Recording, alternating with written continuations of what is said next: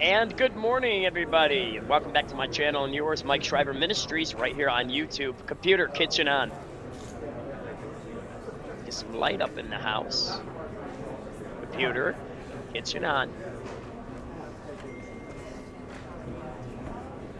And good morning, everybody. Welcome back to my channel and yours, Mike Schreiber Ministries, right here on YouTube. Looks like we got a Mr. Marco, the Honorable, if you will, Marco Rubio to address the committee about Trump's budget, apparently. Are you ready? Are you ready for the liberal assault? Are you ready to watch Marco Rubio? And if you go read my description, I don't know how many of you read my descriptions when I go live. Let's get that back on there. But I think he is going to navigate this gracefully. I think Marco Rubio, he might even have a better shot at being president than JD Vance by the time it's all said and done. JD doesn't express interest, at least at this point, in running for president. Time will tell. Okay, I'll be right back in a second. I got to go get a fresh shirt from the dryer. I put this on last evening and fell asleep with it on. Um, so I am going to go to my bathroom and get my other shirt and a beautiful Star Wars shirt by a dear sister got for me out of the kindness of her heart. And I'll be right back. Yeah, this is going to be good, Angela, no doubt. Any time is good with the Honorable Marco Rubio. At somewhere between 10:30 and 12:30 p.m. this morning, I'll have to just step aside for a phone call. And I'll just leave it running and put it in the hands of my great moderators that I am very proud of. They are the epitome of perfection, and I care about all of them deeply. There's something about faithfulness, something to be said about faithfulness to God above all things, uh, and then to one another, the best that we can under our circumstances. Uh, but any moment now, Marco Rubio is going to navigate, if you will, the assaults of liberals because there's going to be one or two in there that's going to just hammer it because not because it's Marco necessarily, but because it's Trump's agenda. And where there is a Donald Trump agenda, there is always a liberal assault team on standby.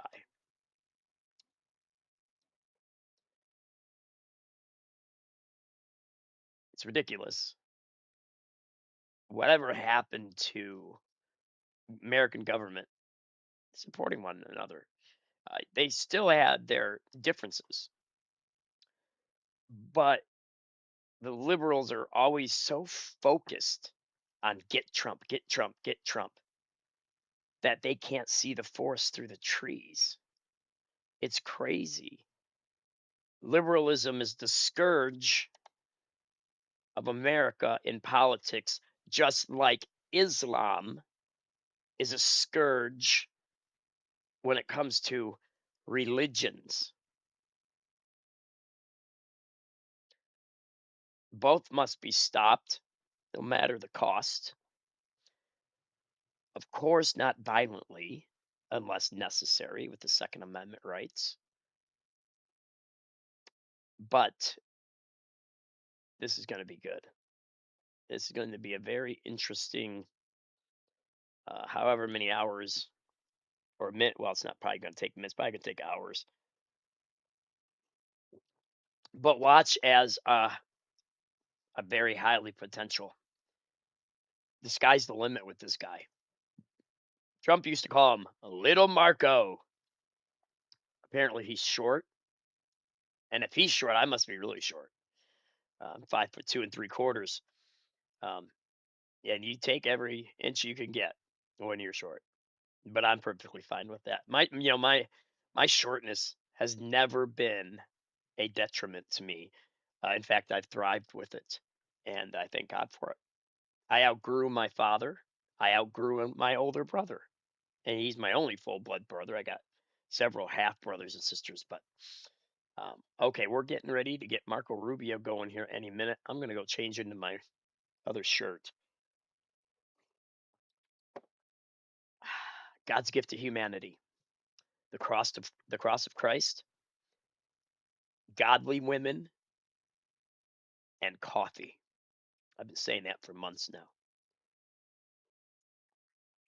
All right, here we go. What's going on here? Let's go to settings, interact. A distinguished alumni of this committee, and I know he's always glad to come back here and visit with us. Make an adjustment here.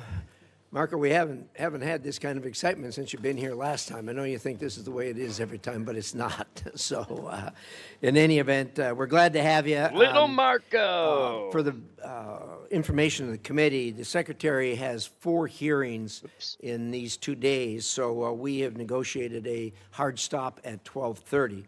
To that end, we'll use the usual array of the way we do things here, and that is, first of all, I will make an opening statement, and How's then the missus? I'll Yeah. yield to Senator Shaheen. Oh, that voice and text. then we'll turn the floor over to Senator Rubio. Then And we'll she's do a Angela's so 5 quick at reading them. minute I round couldn't of go and questions adjust it based versus seeing on it. That's kind of funny. arrival time. So with that, Secretary, it's good to see you here again. Little Marco. You're not on the Hill often. Our A next lot has president. changed, obviously, since the last time you testified on the President's International Affairs budget last year. The department has undergone a major reorganization, Potentially. making it Our next operate more efficiently and Presidente more in line with is the- America's with interests, Spanish persuasion, as let's say. we discussed before you even took the job, and that's been being executed, I think, quite well. At long last, foreign governments are being encouraged and, when necessary, pushed to live up to their responsibilities to respond to the needs of their own citizens. America will stand up by our allies and provide life-saving assistance to people in their hour of need, but we are not the world's ATM. And so the department is testing new ways of providing strategic assistance and breaking the cycle of dependence on aid. Renewed emphasis on trade over aid will help the American people and lift up countries around the world. This is American generosity and ingenuity in action. Through this budget, the administration is holding UN organizations to account, badly overdue, and alongside Ambassador Waltz, making sure American values are leading in international organizations. You've made securing the Western Hemisphere a top policy and budget priority and have successfully reduced illegal immigration at the southern border to the lowest level in half a century. That has not gone unnoticed. You've helped curb the trafficking of illegal fentanyl into the United States, saving countless lives. The budget prioritizes countering China's unfair trade practices, expanding military and malign influence operations around the world, and which pose some of the greatest threats in modern history to the American people. At the same time, you've been working to ensure these efforts are strategic, targeted, and effective, and we appreciate that. The administration has also taken care to ensure taxpayer dollars don't go to those who are able but unwilling to pay for their own defense. Through concerted effort by you and your colleagues, our NATO allies have increased their defense spending and have committed to reach the 5% by 2035. Russia and this Ukraine, is a major man, change Russia from the way you and I used to bombarded deal with this for the Ukraine's decade capital of Kiev or yesterday, more before or overnight. This. Together, we need to create a next-generation NATO that is stronger, more interoperable, 6 ballistic and missiles. takes advantage of the industrial potential of American and European which I don't know economies. if they have specifically. We also must continue to coordinate with our that's European pretty partners as they take greater responsibility for supporting Ukraine and work with our partners to deny Russia strategic gains. The administration has prioritized efforts to end conflicts in Africa, which undermine decades of investment in economic growth and global health security.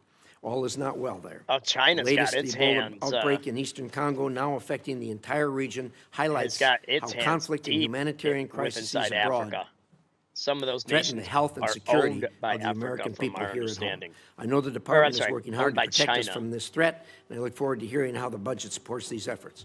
And, of course, the administration has Welcome in, taken everybody. decisive Welcome action to in. protect Marco American Rubio is citizens from fixing the to be threat posed questioned. by I'm sure Iranian he's going to get nuclear hammered by the capabilities liberals. and And watch how ambitions. On gracefully behalf of the the American grace people, of a thank you for your hard Jedi work on that.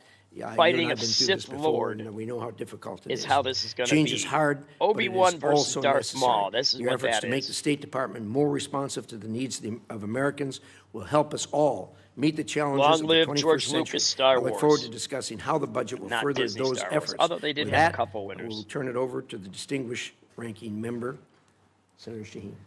Well, thank you, Mr. Chairman. Good morning, Secretary Rubio. Good morning, Patty. Mr. Secretary, you were a senator. You sat on this committee. You sat on the Intelligence Committee. You know as well as anyone that effective American foreign policy requires a strong partnership with Congress. Who's she? Is she a Allies lib? need to know that our commitments can stand the test of time, and that only happens if Congress is brought into the discussion. Congress cannot be a partner if it's kept in the dark. Anybody looking forward to I listening have to a Blue Hair long this morning? list of Where's Blue Hair? unanswered She requests must be sitting there on your somewhere. department's desk. And Mr. Chairman, I'd Smurfette like to is in the ask house. that these letters be submitted for the record. They'll be submitted. I've requested a briefing on changes to U.S. force posture in Europe, and after 33 days, we still have no response. We've Yeah, requested Keith a got briefing from the nailed last Iran night. war Russia on hammered them. displacement. After 90 days, we still have no response. We've asked for a briefing on Ukraine on a number of issues. After 180 days, we still have no response. We've asked for a briefing on lifting Milorad Dodik's sanctions. And after It will 225 be, days, Patty. we still And have you know, no response. Patty, you're here. We've asked So for a it's briefing for the automatic U.S. Agency for gold. Global Media. And we're glad you're here. No response after 344 days. The Romanian God's visa program termination. decision. Good morning, good sir. We've How are you today? Followed up 5 times over 435 days, and we've still gotten no response. In January, when you were before this committee, I asked if you would report to this committee once an audit system was in place to track Venezuelan oil revenues. You said, and I quote, "Oh, absolutely, yeah, we are still waiting." And when you do notify Congress, it's to inform us of decisions you have already made. That is not consultation, as you well know. That is not advice and consent. You know, Congress I was has been thinking, clear on a I haven't bipartisan heard much basis. of We do not want to cede ground to this- China. What's his face? Yet this Well, now I'm drawing a administration is blank. closing It'll come consulates back and to me. cutting funding in the Indo-Pacific. The Ted same pattern Cruz. extends to global We health. haven't heard much from Ted Cruz in recent USAID videos supported Ebola lately. detection and Usually prevention I see him in activities my in feed, but DRC and Uganda for years. on YouTube. And we can see in this poster, even Elon Musk admitted that one of the things we accidentally canceled, very briefly, Don't was cancel Ebola prevention. Christmas. Well, those programs were dismantled. And today we have to screen for Ebola at Dulles Airport rather than in the DRC and Uganda more than 7,000 miles away. You're asking for a 44% reduction in the State Department budget. That includes eliminating funding to the World Health Organization. It includes eliminating doing all well this morning, God's disease-specific decisions. funds How are in you, the sir? middle of an Ebola yeah, you're crisis good. that's affecting Americans. Yet, no one from your department can explain to us why this is a good idea. Oh, she is a You sent libtard. Congress one notification saying you needed $19 billion to close out USAID. Then you sent another saying you needed some of that money to respond to disease outbreaks. Congress has asked for an explanation, and we still have not received one. The same pattern extends to our alliances. I just returned from a bipartisan delegation to the Arctic. Does that look better We that are I on the made her verge bigger of on losing screen, although she's the very annoying? alliances that we have built for decades because the president manufactured a crisis over Greenland. And nowhere is that clearer than with Russia. In 2017, you Oh, let me stop her right there.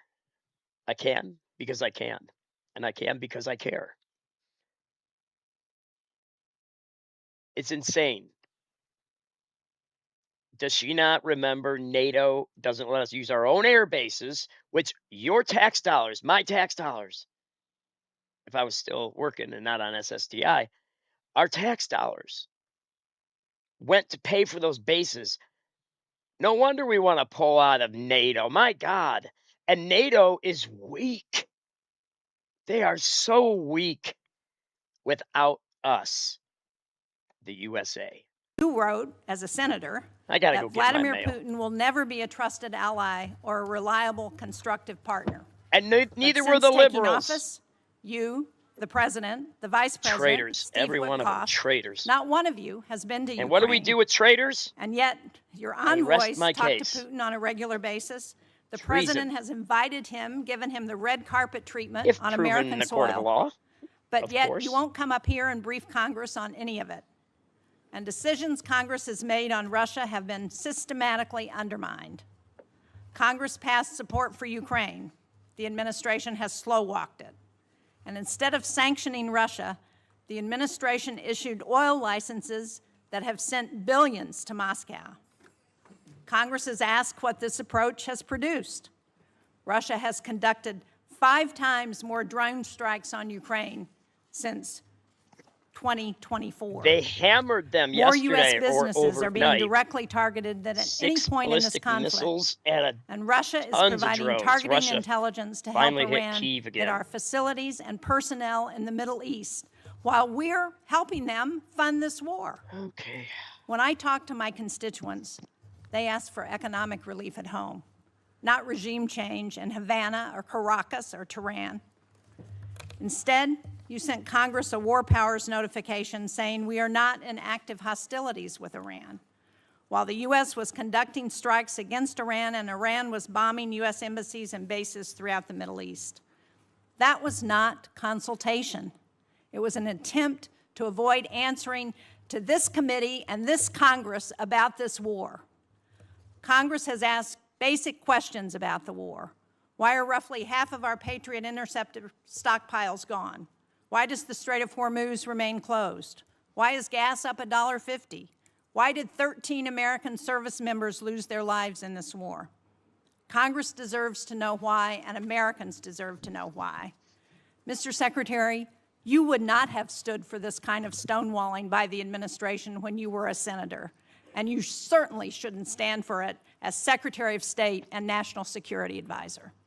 Thank you, How Mr. quick Chairman. they Thank you, Senator. forgot. We'll now proceed to They a broke round the of ceasefire 5-minute questions. 90 minutes after it sorry. originally started. Iran We'll did. try, well, did you want to, we talked about Convenient. that. Do you want eh, one? We actually talked about that, but he thought that questioning might be easier. Why don't you go ahead I and have it in writing. You want me to read it? give us your best shot. Okay, well, thank you for having me here. There'll be a lot to talk about today, and I just want to remind everybody, you know, our foreign policy is one that's solely focused on the national interest of the United States of America, on the defense of our country, both its military defense and our security, but also our economic security and the vibrancy of our economy, our sovereignty, and our future. We believe that America should lead the world, and I believe that we are, and we'll have a very good story to tell about that. American leadership, however, should always be on behalf of the American interests.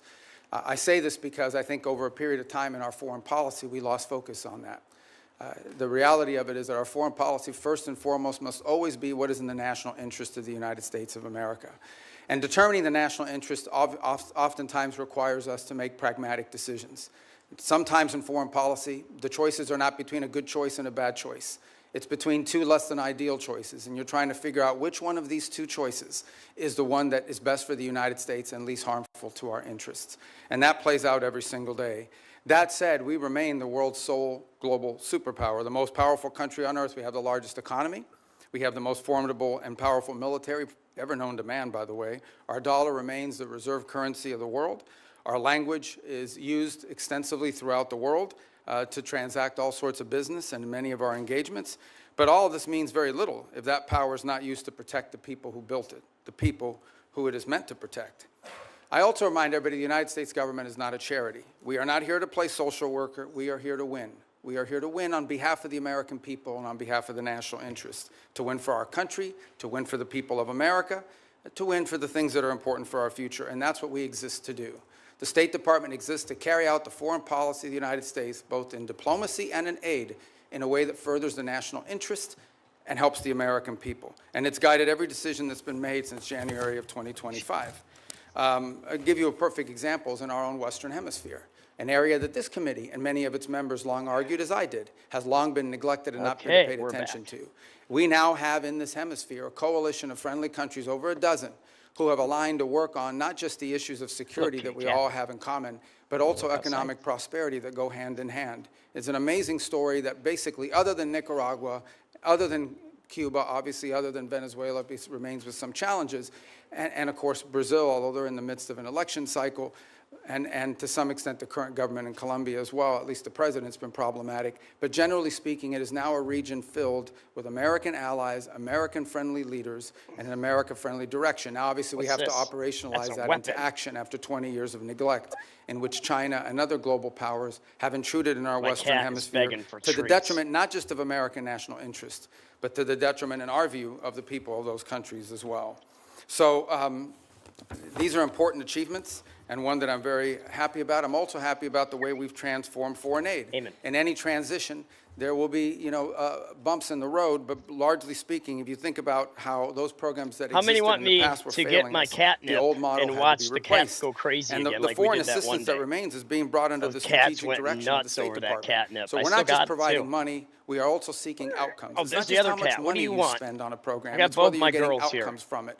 But it's also being guided All right. Chill with our out. strategic view Amen. in mind. Where you going? And that means that we are Hey, able to provide yeah, aid there not we just go. all Come over on. the world, but specifically targeted at those most in needs and those places around the world most important to the national interest of the United Come on. States. Up. That will remain our guiding principle. girl. That's been our Who's a guiding good principle girl? in our Okay, reforms. Amen. So, right. I would just, Oh, I mean, she's going we get nuts. into a lot of these She's details going in our crazy. questions. The bottom line is that all this and more is a reflection of this belief that I outlined at the outset, and that is that foreign policy cannot be separated from economic policy, from border policy, from energy policy, Makes from any of sense. these other spheres that are critical to our national interest. A country that cannot build ships or produce medicine or She's going control to Chow immigration Town, guys. or access vital resources Going to cannot defend its Chow Town. people, cannot defend its interests, Sometimes and cannot she'll defend puke its it up way of life. if I give her So too our much. foreign policy She continues scarfs to be it like it's reoriented nothing. around the real foundations of national Oh, they love the strength. catnip bag, by This the way. budget is yet Oh, another yeah. step, I believe, in that Yep, direction. they were Obviously, so funny the inside of appropriators it. here will have a huge say on the outcome of what that Plus, budget we put ultimately extra looks catnip like. in it. As Oh, man, we don't it was something to see. anticipate that for the first time in modern history, Congress will just take up our budget and pass it. We think it'll go through some substantial notice how a reforms cat along the eats? way, They'll and shake we their look forward head to really engaging you super like we did fast. last year to produce what we think is a very good spending bill at that time. So anyways, I look forward to your questions. At least This that's what it cat's my says here. I'm cat. not sure if I The really other look cat's forward my to your daughter's. questions. I look forward to probably half your questions. Thank you. Thank you, Secretary Rubio. We will now beautiful? do a round of questions, 5-minute questions. She does, based and on order she'll of, scarf those. attendance. That was an old And, bag I'm of going to start, snacks, and I'm but, going to say thank you Angela for got the my work you've done cats, with respect to Ron. really big all of us box that of have those worked on this for Temptations. years Although know how this is the only frustrating cat. that The other is, cat how won't difficult touch it is any to work with this treats. She's regime, weird. who've sponsored weird. terrorism, kidnapping, and killed thousands of Americans for the last 47 years. Thank you for doing something about it. I know you and the president are doing all you can Oh, to ensure hey, that for late this night. comes to a close sooner rather than later.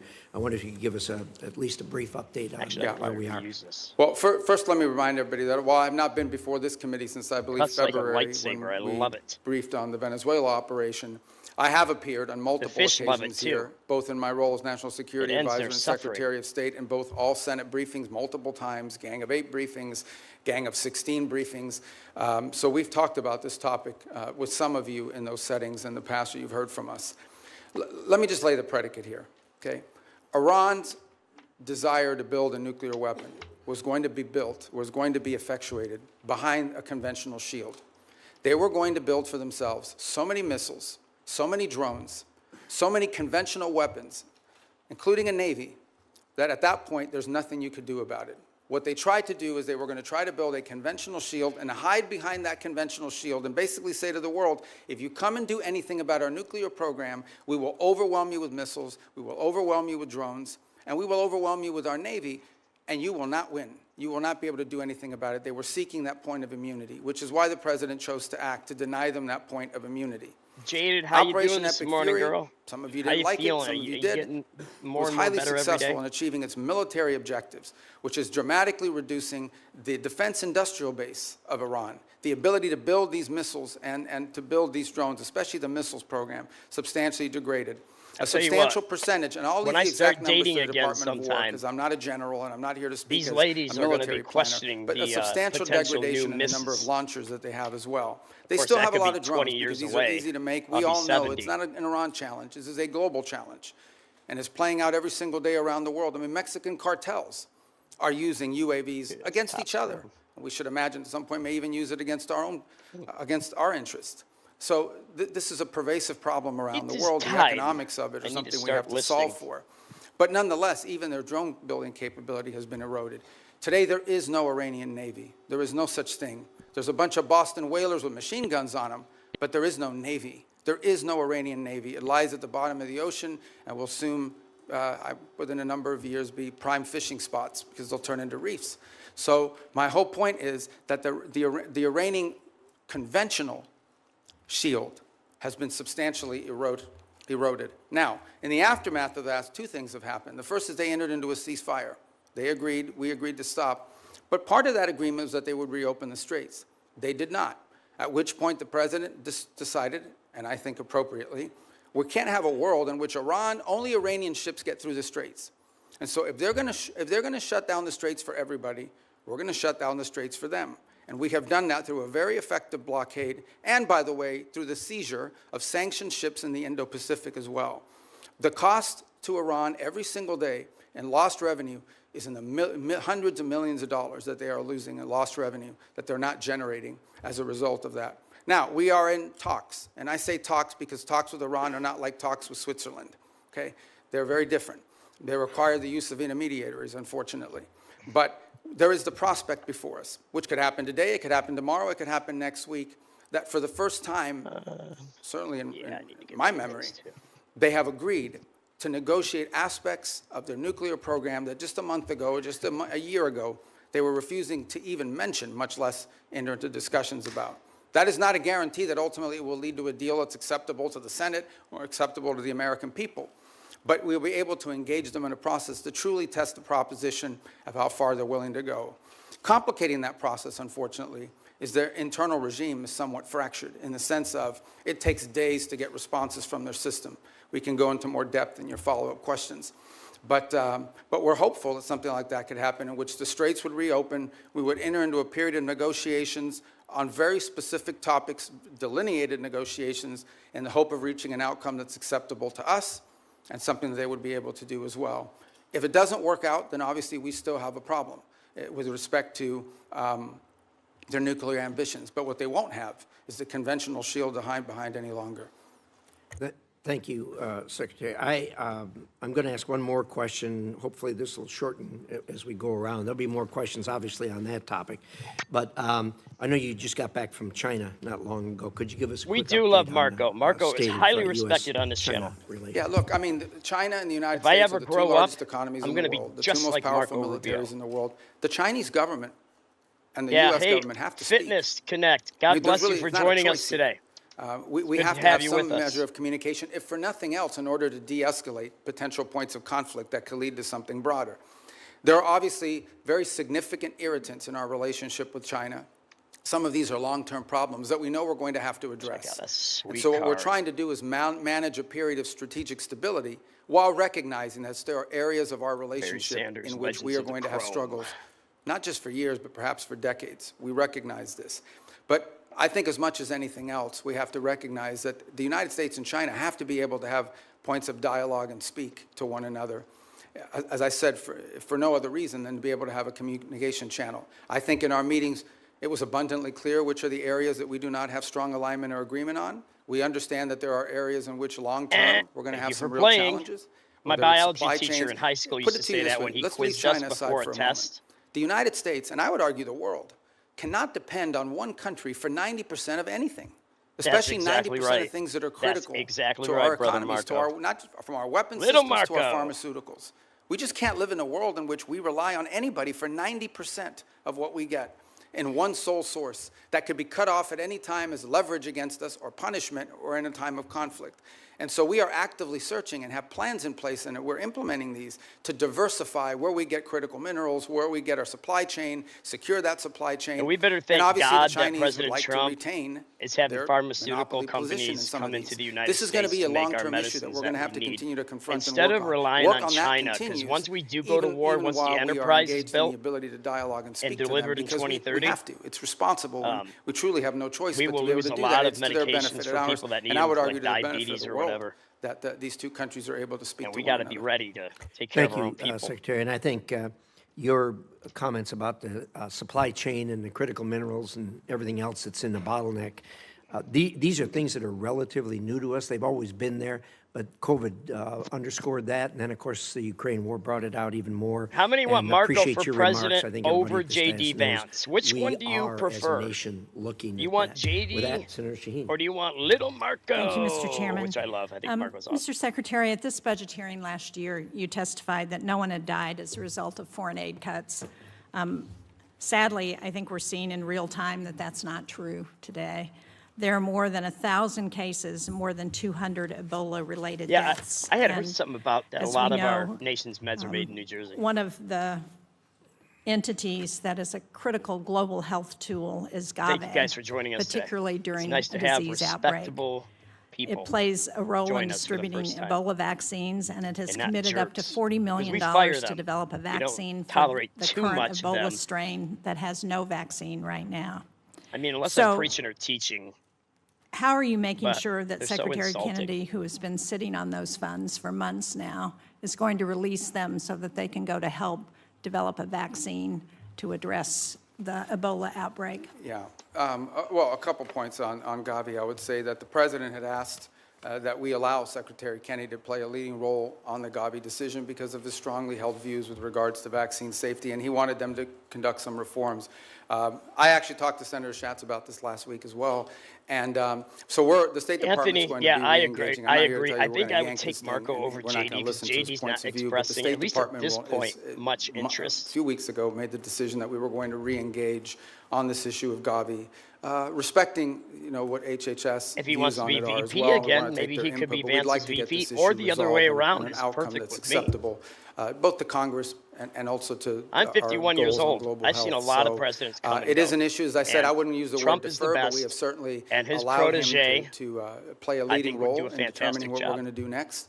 But right But now, we're history will sort of be at the a judge stage of where that, we are going to re-engage. if it We need to happens. drive this to an outcome.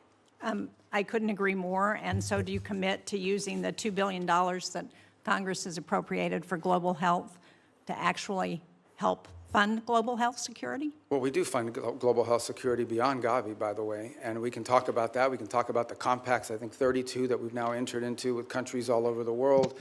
We have a new agreement with the UN as well that they're very happy with. The Global Fund, we've hit our cap. We are at our 33%, and we've actually been able to attract additional donors from around the world to contribute to it. On this specific item, I would say, we intend to get this resolved. We want to get this resolved. It's an Good. important Thank part of you. our matrix. We will follow up, and I hope you will share with this committee as soon as you get it resolved. I want to go to Russian oil sanctions and general licenses, because President Trump gave Russia a lifeline, allowing it to sell oil globally through licenses issued by the Treasury Department. While I think the administration should have known that the Iran war would make Russian oil more desirable, they decided to remove the stigma on that oil and give an extra windfall of cash to Putin. So can you let us know whether you believe, or whether you will support extending those licenses, when it comes back up mid-June? Yeah, a couple points. First of all, the two things have happened. The one is actually the U.S. production and U.S. playing a role in the global energy supply has increased. I think we had our largest amount of exports from the United States we've ever seen. So we've also benefited from this, and our energy dominance has really come into play. The Russian waivers were a decision. These are the policy, the underlying policy remains on the sanctions. What has changed is these time-limited extensions to sort Thank of you try for to noticing Right, me being alleviate the muted. global, right. But the problem we're facing too is there's a contagion potential. And that is that at some Overnight, point, we Russia can do strategic hammered reserves. We can Ukraine do some of with, the I think, other 6 things that we've done to ballistic sort of missiles. alleviate global supply. But at some point, you have to ensure, this is not so much for us. At the end of the day, our economy is not in need of it, but there are other economies around the world that have benefited from this. So these are time-limited extensions that Well, ultimately at we've some point certainly will expire. benefited China and Russia's economy. Well, China doesn't, I mean, China refines oil. They import a lot, but they refine oil. And But they also benefit from Russian oil. But my question for you is, can you commit not to extend the general license again when it expires on June 17th? Well, that ultimately is a decision that's made by Treasury, but I will tell you, it depends on the circumstances at the time. We would like to end it as soon as we possibly can because the underlying policy of this country has been to sanction their oil. These are time-limited waivers for the purpose of opening up more global supply. I understand that, but if we continue to extend them, they're not time-limited. I want to get a final question in on food for peace because, as you know, the closure of the Strait of Hormuz has deepened the humanitarian needs in food insecure countries such as Sudan, South Sudan. And yet, in your opening statement, you said that our aid targets those who are most in need. But I think it's very concerning that the country selection process for Food for Peace, which I understand is led by the Department of State, includes only 2 priority countries from World Food Program hunger hotspots. That's Haiti and the Democratic Republic of the Congo.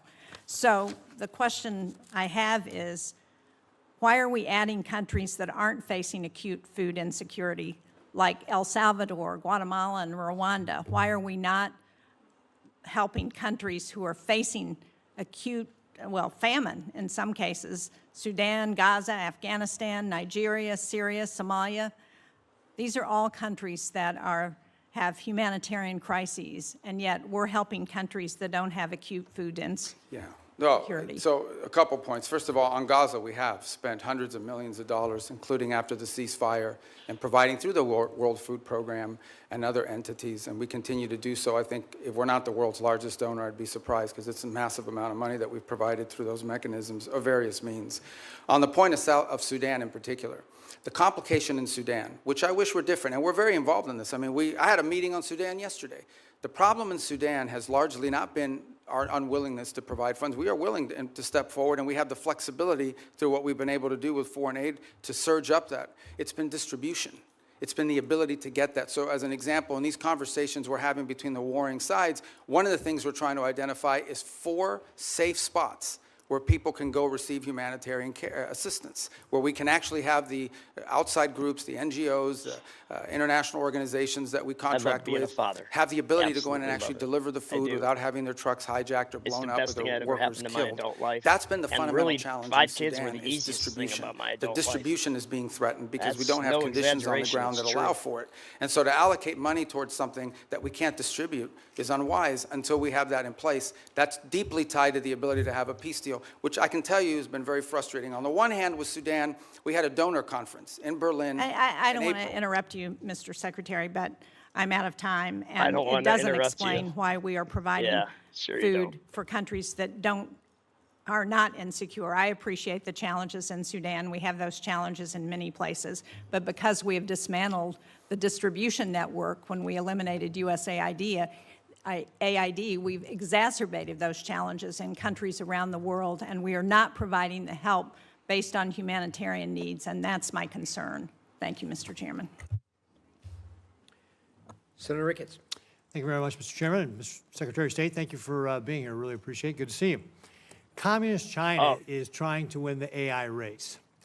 Yeah, And God's they will decision, use you're it, so for right. example, to They got some crazy dominate policies. our military if they're able to do that. And so really, many other they're ways. demonic. A world There's where no doubt about it. Communist China is dominant in AI is very bad for the United States and for the entire world. That's why it's Listen, there is something that, for those of you that are new to my channel, this is a Christian ministry channel above all things. But there's something called the fivefold ministry of the left that the Lord dropped in my brain a few months back.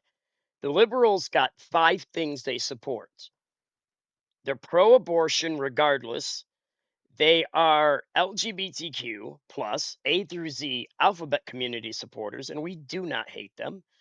They are DEI, they are wokeism, and they're pro illegal immigration. If the Bible has the fivefold ministry, and it does, then liberalism has a counterfeit to all of it, or a evil fivefold ministry.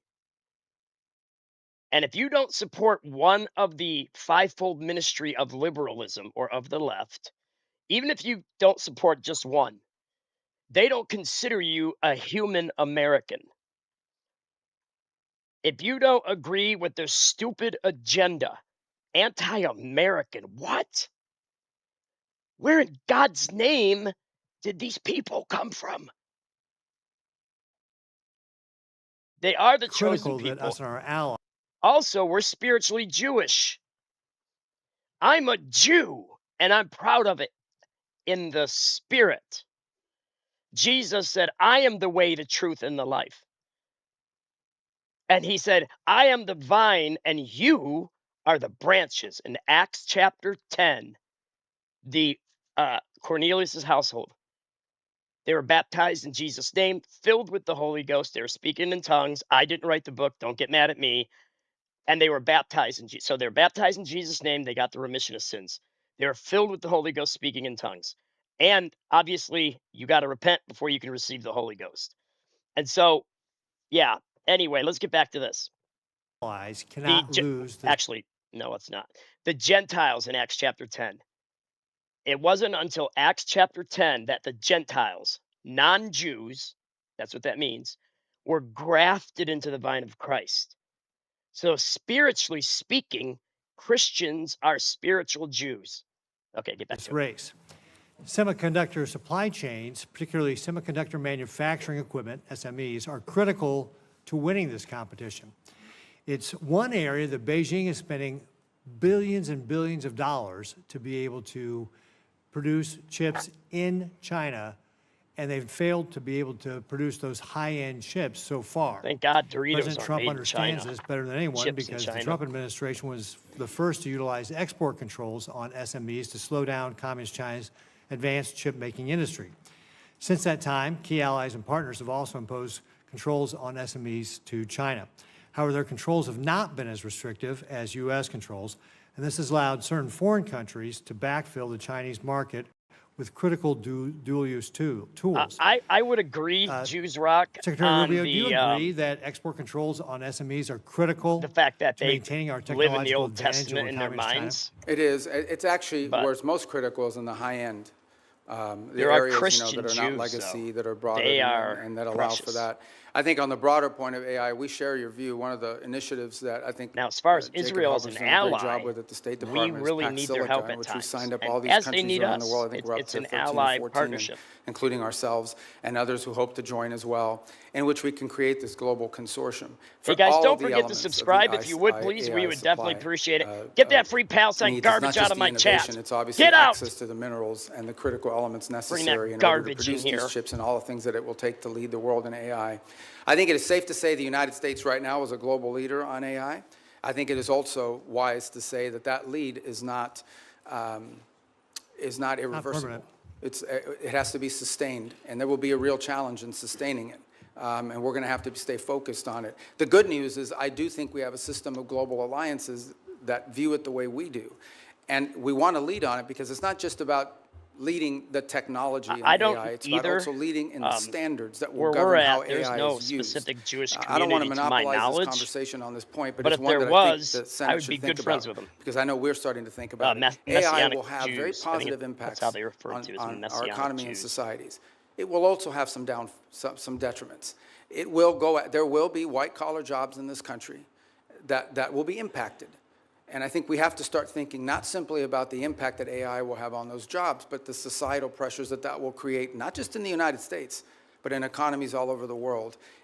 Much like industrialization and automation did, it will make the worker more efficient and more valuable, but it will eliminate some jobs, and those jobs will have to be replaced with new jobs or new skills.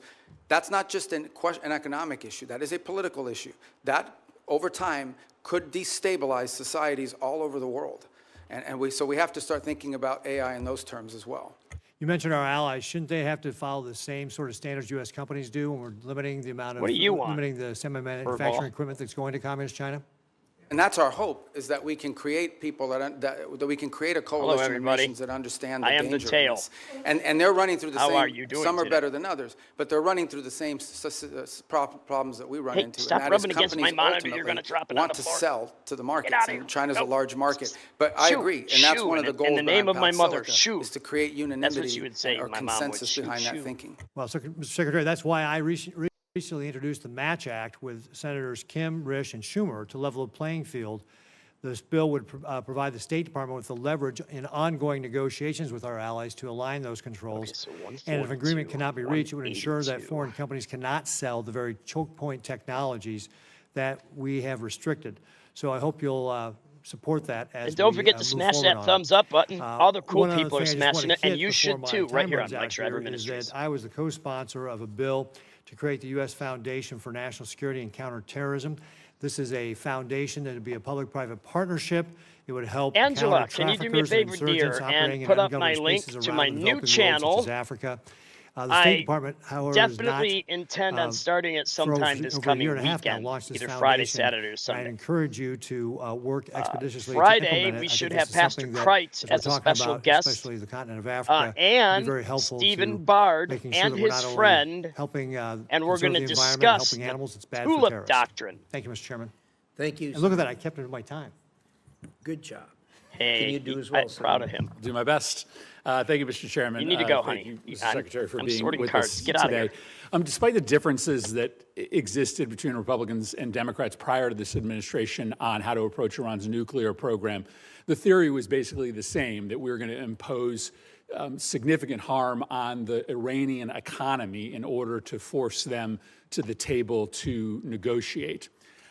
What is happening now is Why fundamentally are we negotiating different. with terrorists? This It is war not and our the policy. administration's decision go to to the blockade Christian conservative has voice. now held the Connect to me. entire world economy and the U.S. economy hostage to the ability to negotiate an agreement with Iran. This is why the entire country is seized by the question of when there will be an agreement, because apparently, until there is an agreement, the Strait of Hormuz remains closed. There is a cost to the Iranian economy, but now there is a devastating cost to the U.S. economy. It has been indecipherable. Oh, Angela, that The link's not information working. coming from the administration, when I click it, it just goes to especially in the your, past several weeks, as we get signals that a channel. deal is not imminent. The your president said direct yesterday YouTube he's channel bored for by your the song, but your negotiations. He personal. doesn't care whether we I get got it here a deal. somewhere. Wait for a picture. I think it's really important for us to understand what your bottom lines are, what you're asking for in this negotiation,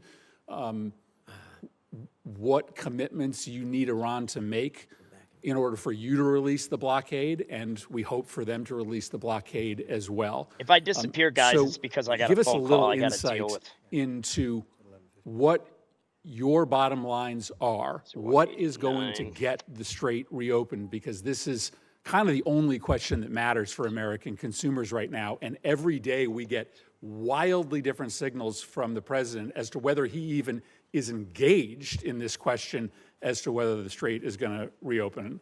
Yeah, I think your question gets right to the heart of the matter. So I think it's a good question. Let me first bifurcate two things. The only reason there's a blockade, Today's Mike the only Shriver reason why there's a Ministries US word of the blockade week because is bifurcate. Iran has closed they're firing on commercial ships, and they've mined large segments of Hormuz international waters. Is that And so related the to blockade is defecate? only against Iranian ships, and it's very simple. The notion is if no one's ships are going to get out, then Iran's ships aren't going to get out either. We can't live in a world in which they get to close the straits and tell everybody, pay us a toll or we'll blow you up, but their ships get to go out unfettered. So that's the reason why there's a blockade.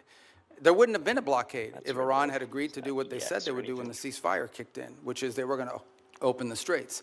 So let me just focus on the straits for a moment. Number one, what they're doing is unlawful and illegal. There isn't a country on earth, other than Iran, and maybe Oman that flirted with it, who's in favor of what Iran is doing in the Straits. The Chinese are Thank against you for it. the The Russians are $5 super against it. chat, Everyone my is against it. good The whole sister from world is another against it. So mister. condition number one is they have Or to no, that's reopen the Straits. Troy. And That's reopening the Troy. I'm Straits sorry. means the following. Ships can I sail thought through that was you, international Angela. waters the Hold way on they a can minute. do through other choke points around the world without being Per policy of the channel, if I happen to catch the super chat in time, sometimes if I'm preaching or teaching, I don't pay attention to my chat whatsoever for 20 or 30 minutes. Um, but Patty, thank you for the $5. Um, all of you are amazing people, whether you donate to this channel or not. And I appreciate you guys showing up every day for me. And actually, you're showing up for the Lord, but I'm just a messenger boy. Uh, I might look like the crypt keeper, but I love the Lord and I love all of you. Thank you for that $5. Um, oh, it's okay. We're glad you're back, Angela. That's what matters. You keep coming back home to Mike Shriver Ministries right here on YouTube. fired upon Thank you without again, paying a Patty. toll. That's condition number one. But the Strait is closed because of our decision to invade Iran. This is a Man, I consequence didn't want to of our sell military these, action. So I but guess I I'm got not a interested choice, in man. litigating that question. We all know why the Strait gotta is sell closed 'em. because you took military action against Iran, and we knew ahead of time that that would be their likely response. The Pokemon question is, cards. how are we going to get it reopened?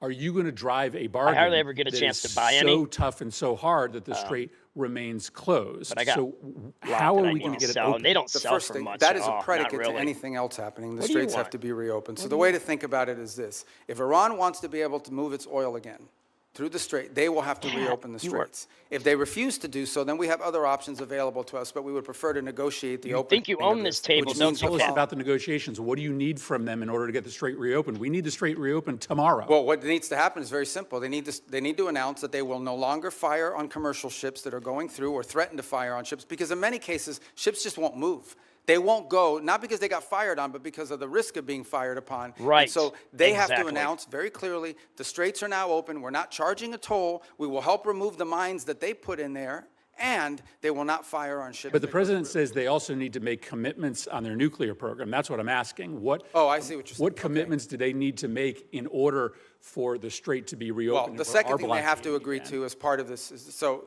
in addition to the Straits, that's the predicate that opens the door to phase two. Phase two is they have to commit to very specific negotiations on highly enriched, the disposition of the highly enriched uranium that still is buried deep in a mountain somewhere. They have to agree on negotiating severe and long-term limitations and or cancellation of enrichment activity in their country. In the second phase of negotiations. Well, obviously, these are highly technical matters, so I don't think you could work those out in 5 days.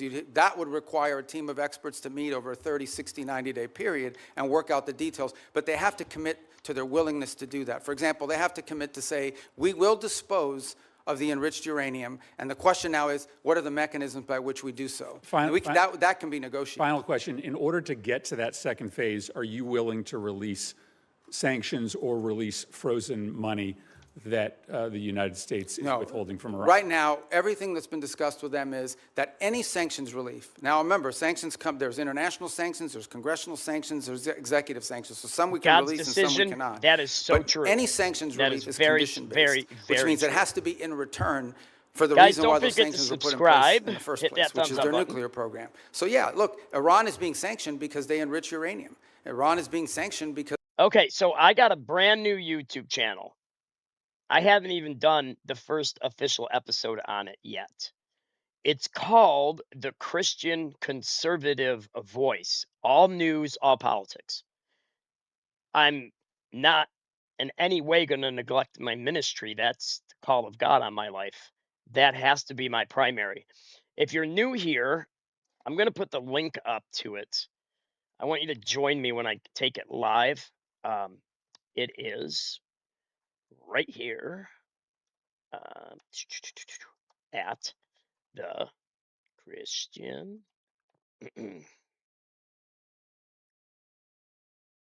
Conservative Voice.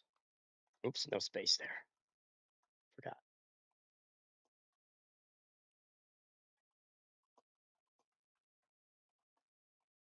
All right, that's my new channel. A lot of people were requesting I keep politics and news separate. Um, And so I am going to do so. We're going to try it out and see how it goes. And I'm going to make sure this link works. I mess up links all the time when I type them. Okay. That's why I check them, because there it is. 35 subscribers so far, but I got 5,000 subscribers here. Shouldn't take me long to get those 5,000 transferred over, but you know how it goes. Some people subscribe to your channel just to be kind, to help you grow, which is much appreciated. All right, let's get back to Marco. Because they've highly enriched uranium. Iran is being sanctioned because of their nuclear activities. If they agree to give up those things, there will be sanctions relief associated with their commitment and compliance You will not get with those sanctions agreements. relief just in exchange for reopening the strait. No, that's not been discussed. That's not been offered. Senator Hagerty. Thank you, Mr. Chairman. And Secretary Rubio, it's good to see you here. I want to commend you and the administration for actually implementing a foreign policy that advances America's interests. Thank you. If we could, I'd like to start with the Philippines, an area that we know very well. It's a geographic center of the Indo-Pacific region. It's an area that is along critical sea lanes where a tremendous amount of world trade and energy commerce actually move. A strong alliance with the Philippines clearly is in U.S. national security interest. It leads and supports our freedom of navigation. It And also bingo helps us was deliver his regional stability name-o. along the South China Sea, a very critical area, particularly in the face of a very aggressive posture that the Chinese have adopted. I want to recognize my colleague, Senator Kaine, who's worked with me to put in place the Philippines Enhanced Resilience Act. That's $500 million of FMF grants. It's $1 billion of loan and loan guarantees per year to strengthen the Philippines and the United States alliance to make us more interoperable and more capable. I would agree. Mr. Secretary, I'd just like to get your comments, your vision on the role of the Philippines in the United States alliance. It's actually, I spoke to President Teaching Marcos of on history. Sunday. And In I've especially had liberal multiple states, engagements with them at a personal level. We've had things visits. are A couple left good out, points here. The or first things is are we've added. actually entered into For agreement example, with the them, in which 1619 I believe it's an program. old U.S. military facility That's a bunch inside of the hot Philippines garbage. that will now serve as sort of a, I think it's a 4,000 The United acre, States wasn't even a I'm very nation familiar with then. the area. Yeah, you know it, and that we'll be able to do a lot of our And they try to blame us activities for together starting with slavery regards in to our joint interests 1619. in developing on AI and high tech and diversifying and helping diversify their economy. The second is to continue with our defense commitments that we've made to them and the ability to interoperate joint exercises, which we've done now multiple times over the last year. Oh, Obviously, we're Patty, very I doubt concerned with very Scarborough. many. We've seen in recent days, and we've demarched and made a very Unfortunately. clear note.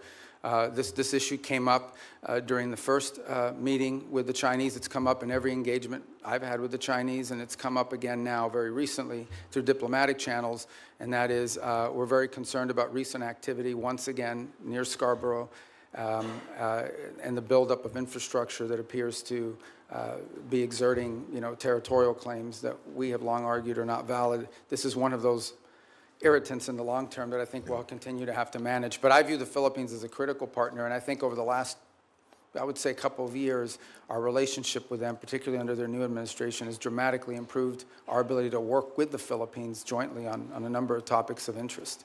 Well, I want to commend you. The 4,000-acre Luzon corridor is anchored by the Subic Bay project, which when I was ambassador to Japan, worked very hard to get that back for America.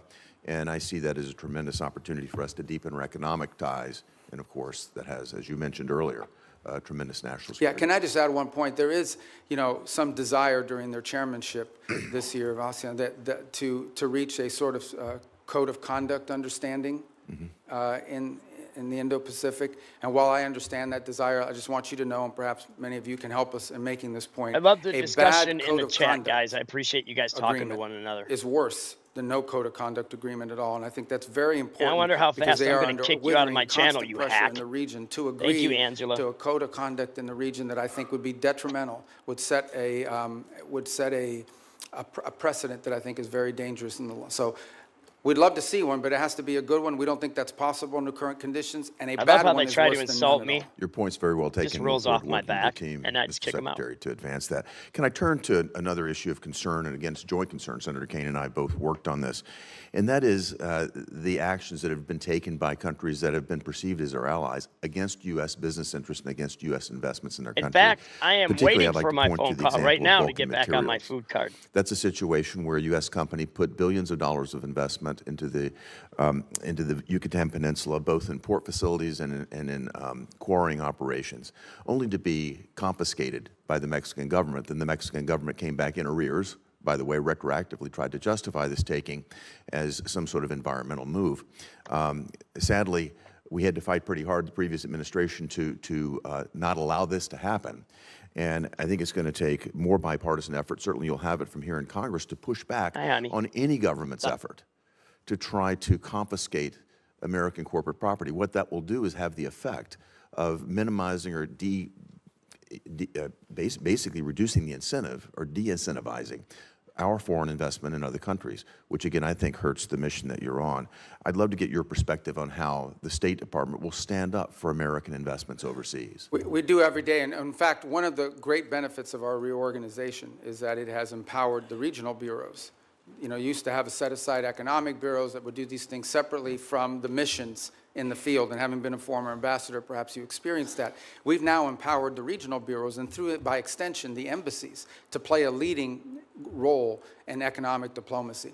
And so I would argue that virtually every engagement I have with a foreign leader involves some economic component to it. Right. And I would say if you talk to our chargés and our ambassadors around the world, I would say more than 50% of their engagements now have to do with economic matters, and they involve one of two things. Either A, finding creative opportunities. In essence, the host country will say to them, we have these areas, these industries of investment. And the embassies will take an active role working with the Bureau to identify American companies who could potentially go down there and see if there's an opportunity for them. And the second is what you just pointed to, and that is protecting existing American investments. Because the point we make with everyone we interact with is you can't ask for American investment into your countries when you have a history of expropriating, of takings, and in some cases, it's a local official that's trying to extort an American business and say, hey, I'm the sheriff or I'm the local police officer. If you don't pay us, your workers won't show up to work tomorrow. We have problems like that as well around the world that involve the local level, and it's become a leading part of our diplomacy.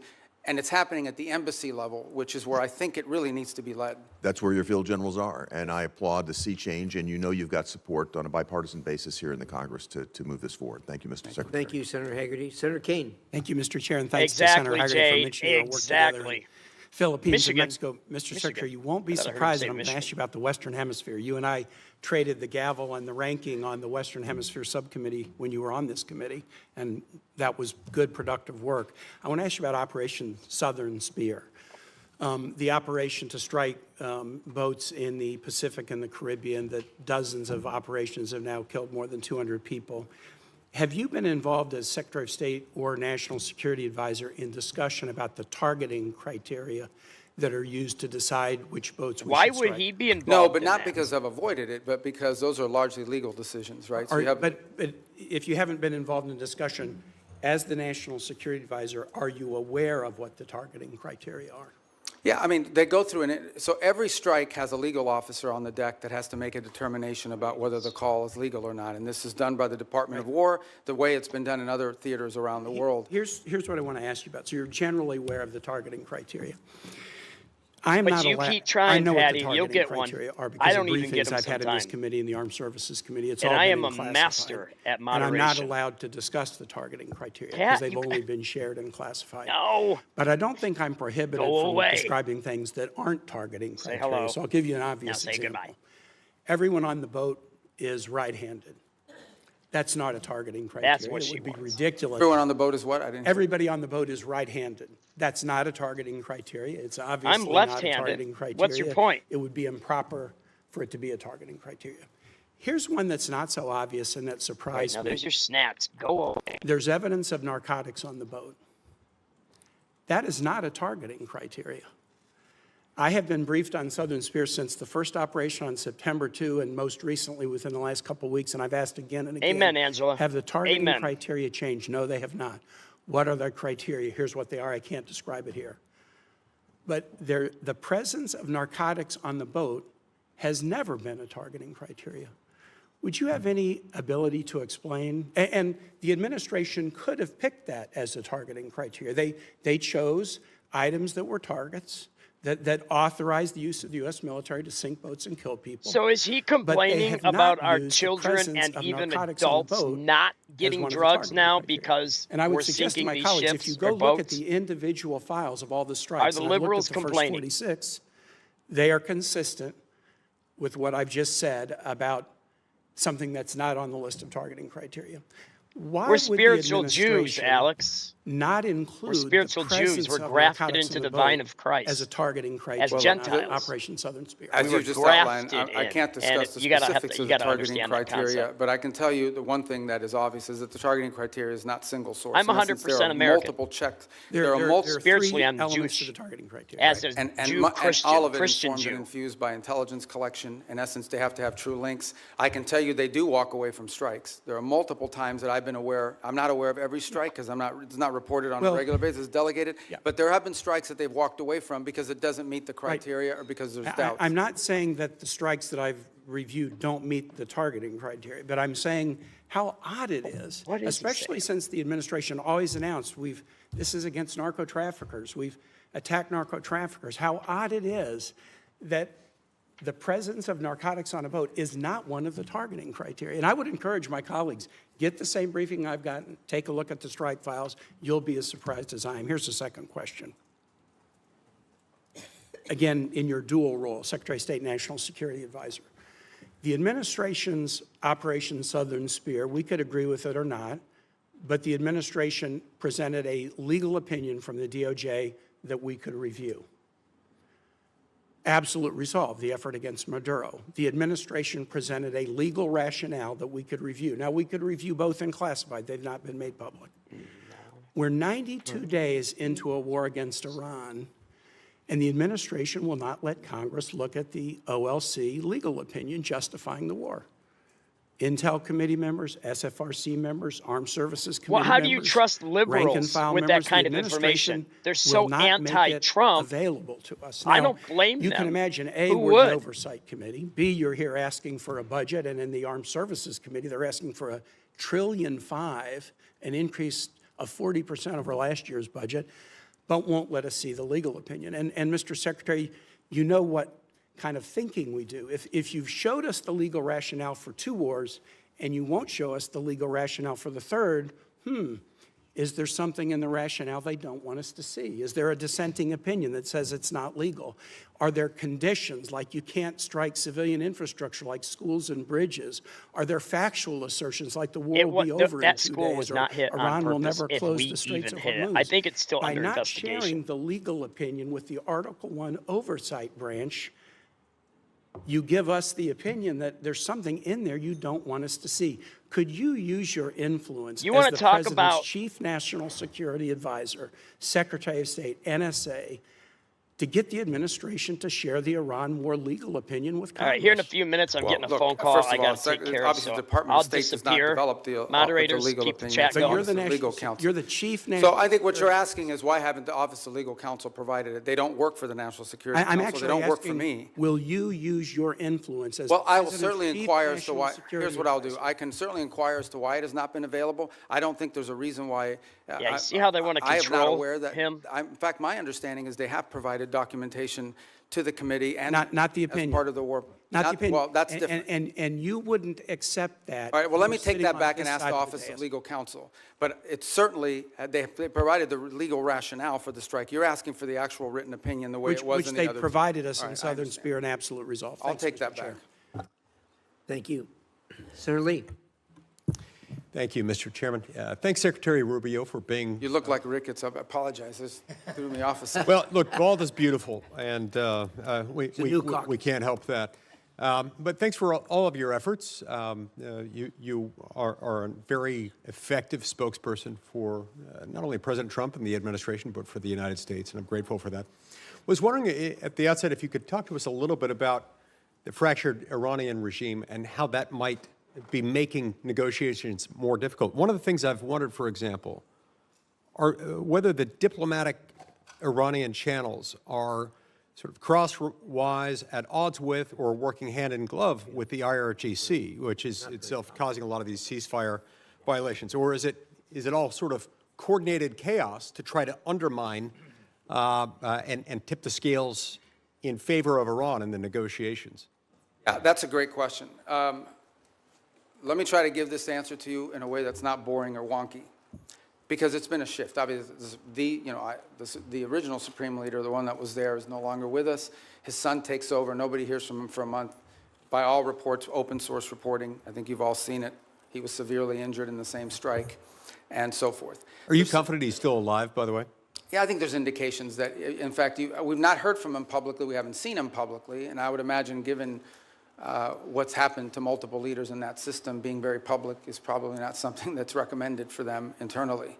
But that said, I think there are indications out there that he is increasingly engaging at some level, although all of his communications have been in writing and through intermediaries. So the way to think about it is the following. You have the Supreme Leader, and understand that at the end of the day, the Supreme Leader in their system there really is no analogy to it in our system or anybody else's system. It is a theological office. It was the head of the Islamic republic in the sense of the ultimate decision maker. And every major decision has to be run by them. They are advised by a council. It's not clear if it's 6 people or 8 people, but there is a council made up of both IRGC and other elements of the regime that surround that Supreme Leader. And ultimately, that council has to sign off on anything. And then there are the people you see on TV, like Arachi, who's out there every single day, and Golubov, who's the Speaker of the Majils, who's been playing a pretty prominent role. And they are the ones that they have sent to negotiations and so forth. It is our view of the system, as we understand it, and as it's been expressed to us both by the intermediaries and by Iran directly, that what Arachi and Golubov bring or take from us, they then have to run back to this council and ultimately get guidance from them. And that process oftentimes takes 3 to 5 days to get a response.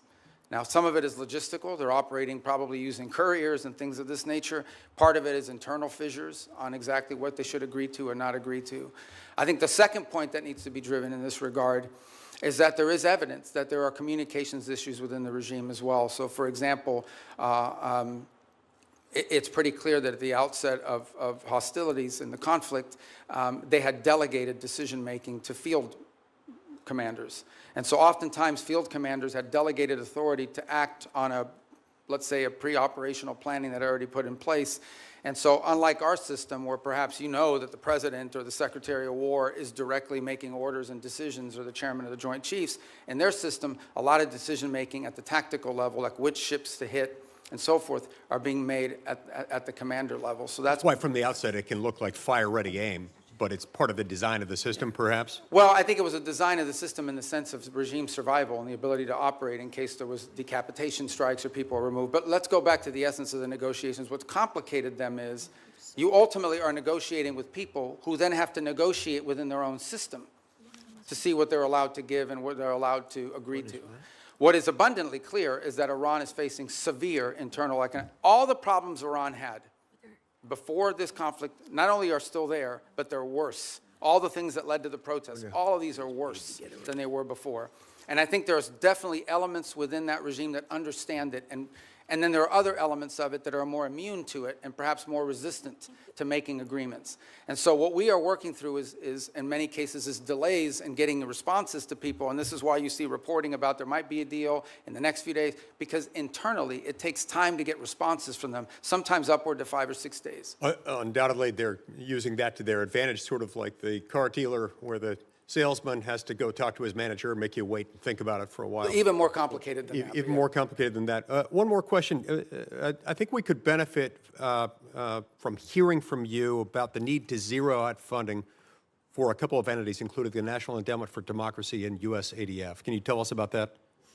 Well, look, these programs, I think, have served a purpose in the past, and obviously there's a congressional role to play here, right? I mean, at the end of the day, these programs have had, especially the National Endowment for Democracy, has had support in Congress in the past. And look, I was here for 16 years. I understand that you're going to pass an appropriations bill, and the appropriations bill is going to have things in it that we don't have in ours. That's just the way it is. And we understand it. We'll make it work. But we are concerned, or have been concerned in the past, about organizations that sort of have lost their purpose and what they're advancing. And at the end of the day, look, we have a lot of resources. The United States is the richest country in the world. We have the largest government budget in the world, but we don't have unlimited resources. We still have to be able to strategically spend our money. And the State Department, when I took over, a lot of people are like, oh, that's a mess. State Department's not that big. The majority of our employees are local hires overseas. We have, foreign service officers, career civil servants, but compared to some of these other agencies that are out there, we're not that large, and yet we have a global footprint. We're really, other than the department, I would say beyond the Department of War, we're the only ones that are present almost everywhere on the planet. So we have limited resources, and we have to be able to allocate those resources in ways that are driven by the core mission of advancing our national security. And oftentimes that will mean that things we have paid for in the past, we can't continue to fund because there are other things. It might be good, but there might be something else that's more important and even better. Other cases, we may still spend money on a purpose, but we want to be driven not just by, we don't want to be judged just by how much money we're spending on something. Tony We also want Tone outcomes is for it. in the We want to house. show outcomes. Tony, That's been it's the good to goal see you behind again, my these, friend. I hope I didn't blow your MOUs, guys' these ears out. compacts with the 32 countries that we've entered into. Yeah, and the we've- volume was low. Is It's we're okay. not just Good to trying see to you, solve the Tony. disease problem this year. How We're is trying to everything build the going with local your capacity family? So that 5 years from now, they won't need aid anymore because their local systems can handle it. We've been praying Saying for 5 Tony's years, some family countries may take 10 years. when they're on the But channel and nonetheless, praying that's for the them goal, and it's been otherwise. very well received. Thank you. Thank you, Senator. We're glad Senator you're here, Murphy. Tony. It's good to see you again. Thank you, Mr. Chairman. Give us and an update, Secretary. sir. Good to see you. If you would, please. As Senator Shaheen noted, you've expressed that no one died as a result of the sudden shutdown of got more than AID. And I did ask you last time you were here about that, and I won't repeat all that, but I want to note that the folks who study this at the schools of public health, the Harvard Chen School, the Boston University School of Public Health, estimate that over 500,000 children have died from that sudden shutdown. I want to kind of put a note on that. If you were to walk across this country, you'd see one dead child equivalent every roughly 30 feet. That's the level of carnage. I know you disagree with that, but many experts who are in this field Okay, who that are is the experts? Their estimate, and I hope Who's the experts? you'll Where's ponder the that names? as we strive to rebuild. Okay, so she is recovering our well programs then, Tony? related to malaria, tuberculosis, AIDS, HIV, nutrition, Under the and certainly infectious circumstances, diseases that's- like Ebola. She just went I through wanted to a turn, head-on though, collision, to Tony's sister. Taiwan. It's an area that you and I worked on quite a bit together when you were here, including the Taiwan Relations Reinforcement Act and the Transnational Repression Policy Act, the Hong Kong Economic and Trade Office Certification Act. And I'm very concerned about the President's comments His sister's got a long on road, his I recent bet. trip. He noted Awesome, that Tony. Thank Jesus. arms sales to Taiwan are a, quote, very good Thank God it was her negotiating will chip. to, or his will to And when he was live. asked about how for much her he to talked live. about arms sales with China, his will for her to he live. That's said, we amazing. discussed arms sales, quote, in great detail. The 6 assurances see, included that that's the arms thing. sales We to don't Taiwan pray, would never Lord, be thy a will be negotiating done. chip. My concern is that the We gotta President pray that. now And has in kind of Jesus' name, accentuated everything we do in the word arms and or sales deed, by do all not in the name of approving, Jesus. not putting the stamp of approval and completing the arms sale that Congress has already funded. That this sets a stage for China to very much proceed to pursue more aggressively their effort to incorporate no war Taiwan, with China until the into Enterprise broader, is in the fleet again. framework in of China, 2030. including extinguishing CVN 80. Taiwan's A democracy. beast. So I'd just like to hear The your first thoughts. Hopefully aircraft there's a carrier path here that ever will built re-accentuate our using support only for digital Taiwan's blueprints. democracy. Thank Not you. That's an paper. important question. So let me first say on The other Taiwan, and Fords I had actually, I think I blueprints. made this point myself, either on the trip in China or thereafter when we returned. There's been no change to U.S. policy towards Taiwan. I think obviously the Chinese side would like to see a change in the verbiage, but no change has been made in that regard. The second point I would make is, I believe in December, I know in December of this year, we did approve an arms sales, I think $11 billion. I think it's the single largest arms Yeah. sale ever. It was a huge Yeah, sale my to children Taiwan. were This the was just greatest last December. accomplishment of my life. I think And it's to more be than the honest, totality of the 4 one of years the under the Biden easiest administration. things, and I got 5 And I would kids. recall that there were a 6-year period of time under the Obama administration where there were no sales to Yeah, Taiwan. he is a moron, There is a isn't he, second Angela? pending sale, which I think is Not the one Rubio, you're but referring the guy to. It's questioning the him. $14 billion one, and that remains under review. And but we just did one in December, so I don't think it's, and I'm not saying you're saying this, but I don't think it's fair to say that the U.S. is not providing. We just had a massive arms sales, and it was so big and so noticeable that the Chinese became very aggressive about it and some of the incursions they undertook as a result of it. And as I said, it was more in one sale than we did in the entirety of the Biden administration, if I'm Wow, correct. that's and I gotta be think a I am lot on of that money point. we raked in So, there. but the most important thing to understand is we want to Absolutely. see the status quo We'll stop preserved and pray as it right now. is at That's this what we moment. do. I've That's our already thought policy. about That's doing what it. we've We're going to pray for Tony Tone's sister right now. I don't care about politics. This is primarily a Christian ministry channel. And we pray for one another here. Uh, Tony's sister got into a head-on collision, drunk driver, and she took a lot of damage and a lot of fear, a lot of, yeah, you can do a prayer request, Jade, if you have one. And we're going to pray in Jesus' name that your sister will continue a speedy recovery and that God's will be done in her life on earth as it is in heaven. Heavenly Father, we come before you in the name of Jesus Christ. Lord, you said in your word, everything we do in word or deed, we do all of it in the name of Jesus Christ. So, Lord, we ask you, God, to touch Tony's own sister, not just her body's damage, but the emotional trauma that comes with seeing basically a speeding bullet right at you in the form of a drunk driver. Heal the wounds of the body, but also touch her mind. I was in a head on collision, Lord. You remember, you were there. And I understand to an extent, although it was only 25 miles an hour, I understand the fear of seeing something coming at you and you have to brace for impact the best that you can. So, Lord, right now, in Jesus' name, heal her mind, her soul, and her body, and help her, God, to give you the glory in all things. We ask your will be done in the name of Jesus Christ of Nazareth. Amen. Amen. There you go, buddy. Keep the faith. Remember, faith is the substance of things hoped for and the evidence of the unseen. said. That's what we continue to say. It's a very, as you know, a very delicate relationship to balance. But our policy on Taiwan is not changing and did not change on this trip. Yes, amen and Another amen. issue And that guys, please subscribe to you the and I worked on channel. was the We Uyghur are Forced Labor growing at Prevention an Act. And unprecedented it's really rate, been the most thanks to the effective grace of Christ. strategy for saying that products produced by slave labor will not be admitted into the United States. And we've turned down a lot of products from China, but then they're transshipped, often just into Canada. It would be a far more effective policy if Mexico, Canada, and Europe were to join us.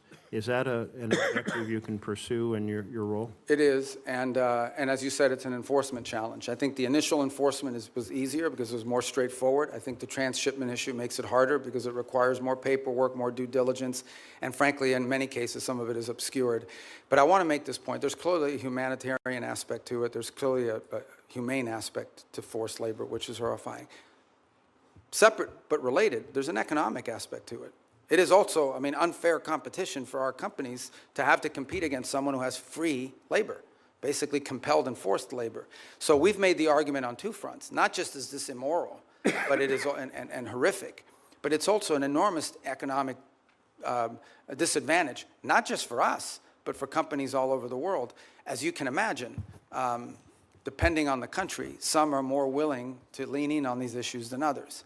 I think just yesterday, last week, the foreign minister of China was visiting Canada, and where they sort of announced, or at least put out the prospect of how Canada can export more to China next year. That was the carrot. What we don't know in those, and I'm not blaming Canada, I'm just saying in general, they do this all over the world. There's a stick associated with it. And I would imagine that China's putting, I know that they put tremendous amount of pressures on countries around the world not to comply with restrictions like the ones we put. I agree. If we got Canada and Mexico to agree, given our current trade arrangements, it would make it far more effective. To date, we have not been successful at convincing them that they should do that because, among other things, I think they fear retribution. But we certainly will continue to raise it because we think it harms them. Senator Barrasso. Thanks, Mr. Chairman. Mr. Secretary, great to see you again. You opened by talking about American leadership and American interests. And later this month, the G7 is going to be meeting in France, and then next month, NATO meeting in Turkey. Just overview, what are the priorities you're going to go into those meetings with? G7? G7 and NATO, yeah, coming up next month in this. Yeah. Well, NATO would be a fun meeting. Let's start with the G7 one. The G7 forum this year has largely been focused, obviously, because of the Straits. So when I went to the foreign ministers meeting in March, a lot of the conversations in April were about the Straits. And the one point we've made is, and what's interesting is a lot of the countries involved there, even though it's not a military forum per se, the UK and France are members of it, they've put together this initiative, which they say they will send minesweepers and escort ships, but they will do so once hostilities is ended. It's kind of a catch-22. On the one hand, I mean, why do you need naval escorts if no one's shooting at the ships? That said, I don't diminish the utility of it, because I would imagine the first few ships to go through are going to like to be escorted. So I think that's going to be a key feature of that conversation. I think there's a shared interest in all these countries on rare earth minerals and supply chains generally. I think there is a growing Going through the global Straits right now consensus, is like and a we had fish great, in a barrel. Maybe a few of you had Very attended part of it. dangerous. We had a great ministerial here earlier this year on rare earths and supply chains that brought in dozens of countries, and all the G7 countries were represented at it. And so I think that's going to be a feature here is how do we diversify the global supply chain on anything from rare earths to pharmaceuticals? There's growing consensus, so I think that point will be quite dominant. And then given the makeup of who's in the G7, the Russia-Ukraine conflict will always come up, because obviously it directly impacts at least 3 or 4 of those members who are on the continent. I am awful at leaving my so microphone we will also, up. I'm and I terrible don't at it. recall exactly who the French have invited, but in addition to the G7, they'll always invite 2 or 3 other countries to attend. I believe Ukraine has been invited, if I'm not bird mistaken. just ran into my There's window. usually a couple other countries that they'll invite But he that was are not okay, members of because G7. he's up in the tree. But I think those issues will dominate You don't depending see on that where we very are often. with the Straits, and then clearly the critical minerals and supply chains. Hopefully the has been a magnetic key core of the focus Earth is okay. G7 actions. The last point is, I think there's been an interest in and I think Canada deserves credit for this. The Canadians have really taken a lead, and we've been very supportive of this, in highlighting places like Haiti. And as a result Canada of these taking the G7 lead, meetings, that's we've awesome. actually had a number of countries in the G7, including Japan, step up and We contribute. love our Canadian to neighbors the, here. to the effort there. That's why we And the wanted to be reason I part of the mentioned United NATO, States. There's an article in The Hill, and Mr. Chairman, I ask unanimous consent that we put this in the record. It says Sweden is now America's most valuable tech ally. You're talking about working together with other countries. It goes on to say, this is just last week, Sweden joined NATO. They've now signed the bilateral defense cooperation agreement. They said in March, Sweden became the first European Union member state to sign the Pax Silica Declaration, Washington's flagship initiative to secure global AI and semiconductor supply chains, and now the He said technology flagship, I prosperity immediately thought about deal. I Star wanna know Trek how, and the how you've Enterprise, the accomplished so flagship much, fleet. and is this a model for U.S. relationships going forward with NATO? Yeah, the interesting thing about Sweden is because they, and Finland to the equal extent, is because they were not members of NATO for many, many years, they had a self-sufficiency in their defenses. And so now that they've joined, they've actually added to the equation. I'm not here to beat up on any specific country, but generally speaking, the countries you added to NATO were countries that needed from NATO.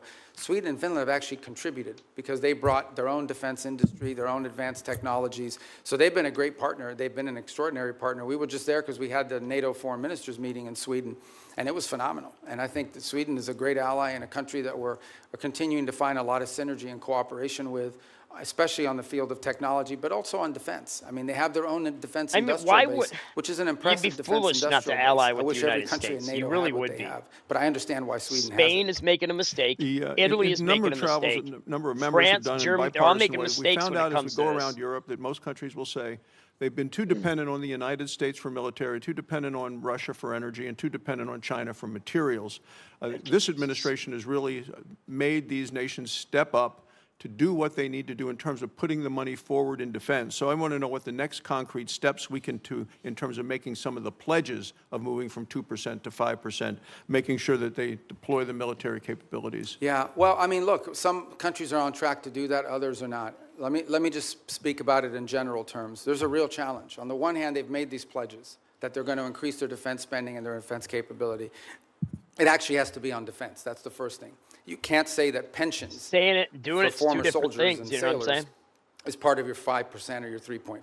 Are you And getting that hungry can't because I said a happen. bird ran But the into my bigger window? challenge that much of Europe faces, Dan many Brellen, welcome countries to in Mike NATO Shriver faces, Ministries their right economies here are not growing. on And in YouTube. Did order we to get spend any more new money on subscribers defense, today? they're going Here's to what either we're have to going to do. raise taxes We're or going to do cut a social poll. programs. I like polls. And Polls part are of the fun. reality of NATO, whether we like to hear it or not, is I've that been getting away many from of the this. countries in Europe were able to build these very robust social safety nets because they didn't have to spend it on defense because NATO and the United States was providing it for it. So they're going to have to deal with that reality. The second point is, and this is not an anti-NATO statement, but it is the reality. The United States has global obligations. At the same time as I'm in NATO, I have to speak to the Indo-Pacific countries who are also worried about what's our force posture they're going to be. We obviously are involved in the Middle East. We have counterterrorism issues with regards to Africa. We have growing mill-to-mill cooperation in our own Western Hemisphere, especially taking on these transnational terrorist organizations and the like. So we don't have like unlimited military resources, even though we have a very large budget. They're not unlimited. And so we have to be able to allocate our resources and our personnel in ways that make sense, and it has to come at the expense of something. And so I think that's the reality that we have shared with our NATO partners from the very beginning of this administration. There and you have go. been There's a consulting every poll. step Have you along the way. subscribed But if these you are countries new will have to today? step up. They, at a minimum, have to be able to conventionally defend their own sovereign national territory for the most part. Thank you, Mr. Chairman. Senator Van Hollen, you're next. Chairman, and welcome, Mr. Secretary. This is your first public hearing since President Trump and Israeli Prime Minister Netanyahu launched an illegal war against Here we Iran. go, guys. Here we go. Netanyahu said he's been waiting 40 years to do Let's this. watch how he navigates. Turns out he the finally found a sharks. president who was both stupid and reckless enough to join him.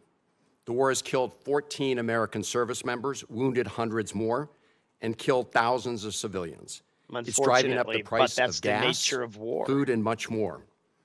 Trump obviously doesn't care. He called high gas prices peanuts and said, "I don't think about Americans' financial situation."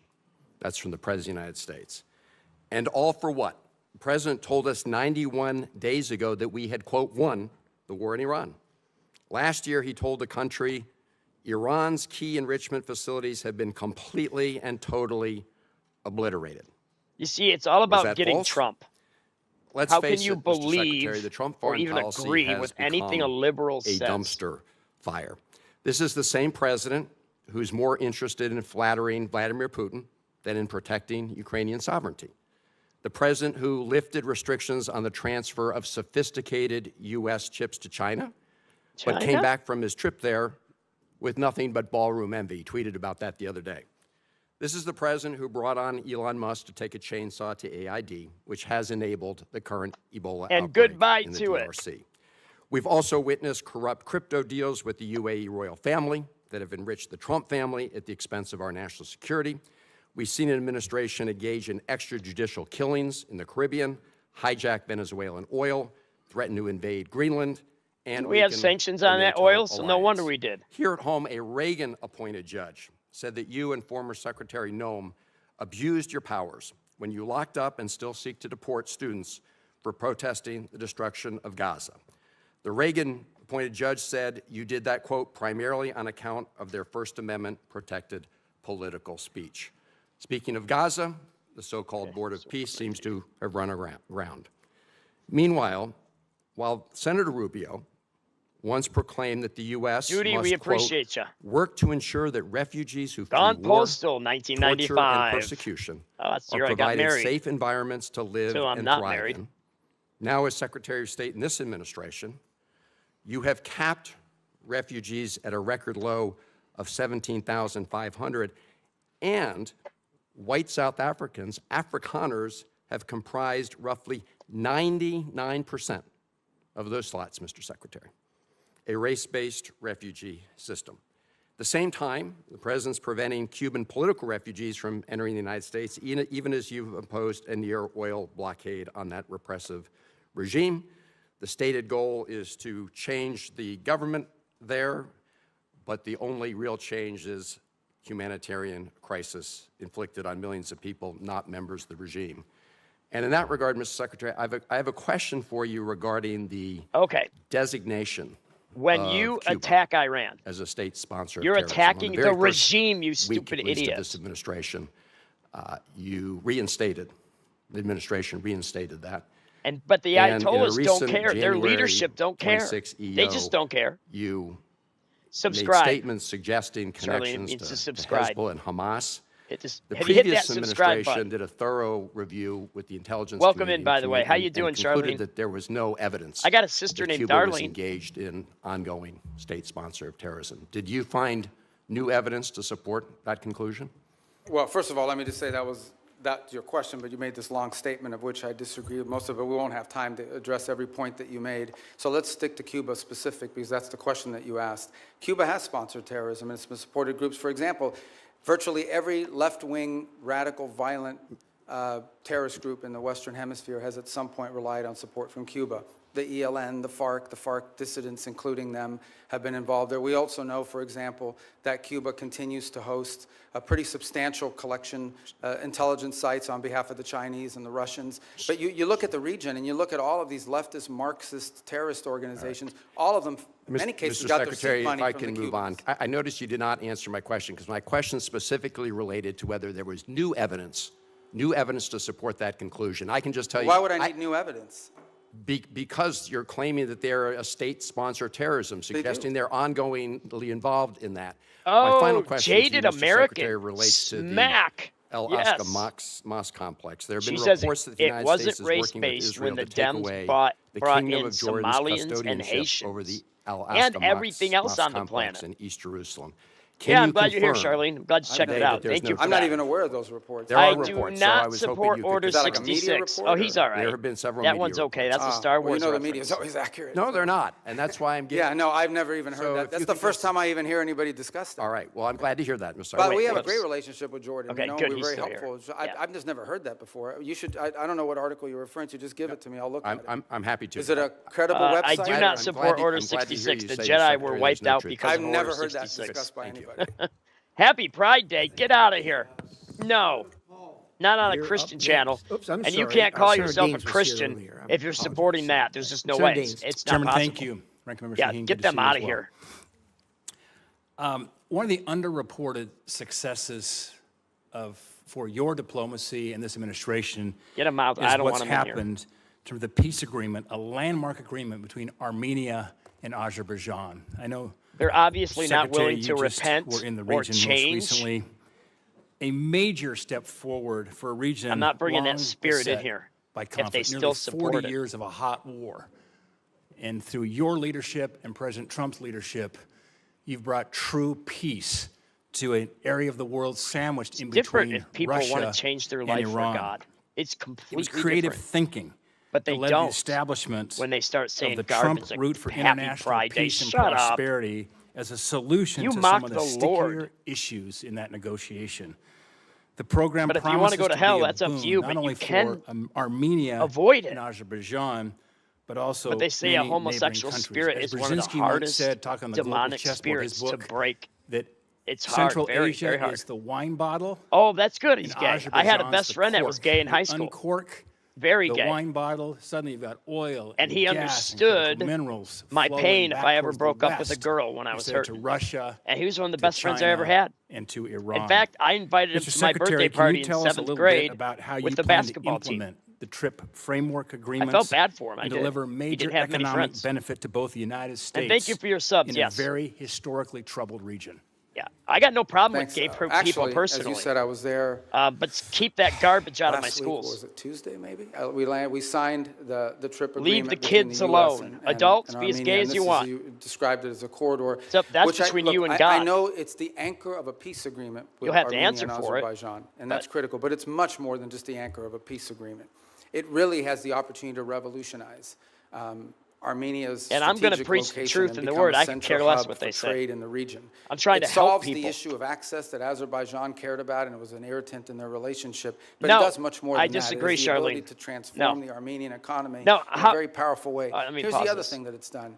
You know, for a long period of time, our relations with Armenia were quite stagnant. Okay, now you would call this hatred because the liberals, if you disagree with a liberal, just all you do is disagree.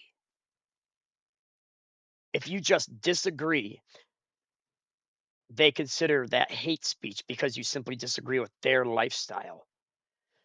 Leviticus and Romans and other parts of the New Testament are against it. Even effeminate is considered a sin and cannot enter heaven.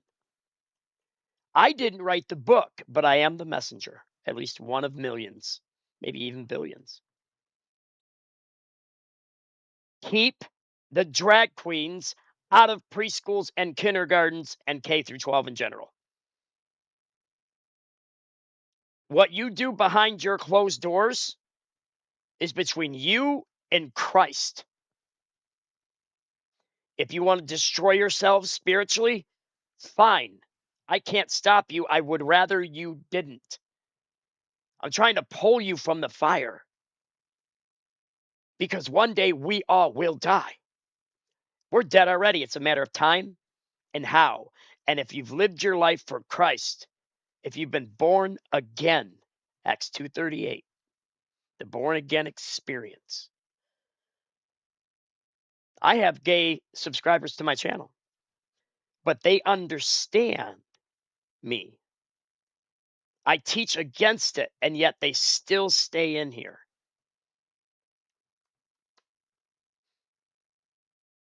Oh, there was too, Jill Smith. Don't give me that garbage. That's a lie. Or you've been deceived. I'm not calling you a liar. You may have been tricked. During the Auto Pen administration, they were having drag queens. Don't give me that lie. Shut up. And in many cases, I would argue almost non-existent. Leave the It has kids also alone, you crazy reinvigorated that people. relationship between our two countries It's demonic. and allow us to explore opportunities in all sorts of other fields.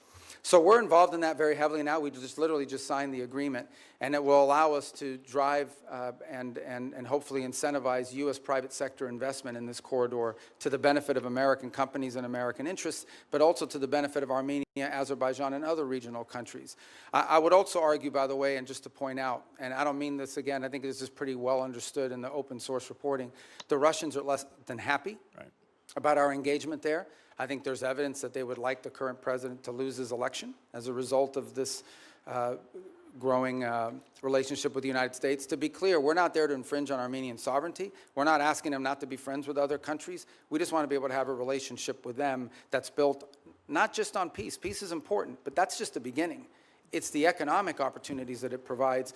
There are American companies and American workers that will benefit from it, but the Armenian people will be the ultimate beneficiaries of this corridor opening. Just remarkable, and we were there together. In I fact, do last believe August, the White Adolf House, when took President Armenia, Aliyev, that crazy Azerbaijan, Prime Minister Pashinyan, Armenia came to sign that paper-painting agreement idiot. with President Trump's leadership. To think a Shiite Muslim country, Azerbaijan, and Armenia, one of the oldest I just Christian watched countries Pat in the world, the other day, like, came for the- together I'm to in sign Michigan, a peace agreement. Charlene. Was truly I'm a in breakthrough. Michigan. And so it's an underreported story, in my opinion, Mr. Secretary. Where are you, And we Charlene? get the story out. This is a critical geopolitical problem that has been definitely remedied by the leadership of this Yeah, I mean, administration. the key center days And when is is gonna be ICE going to execution. Dearborn, Like, we can sign an Michigan? That's agreement, what I you can have wanna the things know. in place. We now have to make sure Mr. we are President, focused on driving send it and ensuring ICE that to to the extent Dearborn. American companies can contribute to the infrastructure, to the railway, to the highway, to everything that needs It- to it happen doesn't in make order sense for that that they haven't corridor went to there open. yet. And then the spin-off effect of it as well. That would be the first we don't question wanna- I'd we don't ask need to President dominate Trump. it. We're not asking for an American monopoly economic, but we do want our companies to get a fair shake in there. And by the way, partnering with Armenian companies in many cases, so it becomes mutually beneficial. Secretary, before my time runs out, I want to bring up one very important final point. As you well know, I've been spending a lot of time over the past few years working with our friends in Central Asia, across the Caspian there, with the 5 Central Asian countries. Things are progressing well thanks to your engagement and encouragement and President Trump's. And we're seeing a lot of fruit from last year's Hey, C5 we're at plus 1 summit that was right here in 5,050 Washington. members. That being said, there is still Why a do you major wanna be hurdle called to Star? strengthen our ties. One of the key Your name is irritants Charlene. to our friends in Azerbaijan and in Central Asia is But the we're infamous glad you're here. Jackson-Vanik trade restrictions. what do you These need are help with? Soviet-era relic restrictions. In fact, Senator Murphy and I I got a are lot the of moderators co-leads here that are on good the people that repeal. would be willing to hear you out. It's long past due. I had to that we throw get those this, over there, otherwise she was changed. gonna harass me all day. Mr. Secretary, is removing these restrictions a priority for you and your department?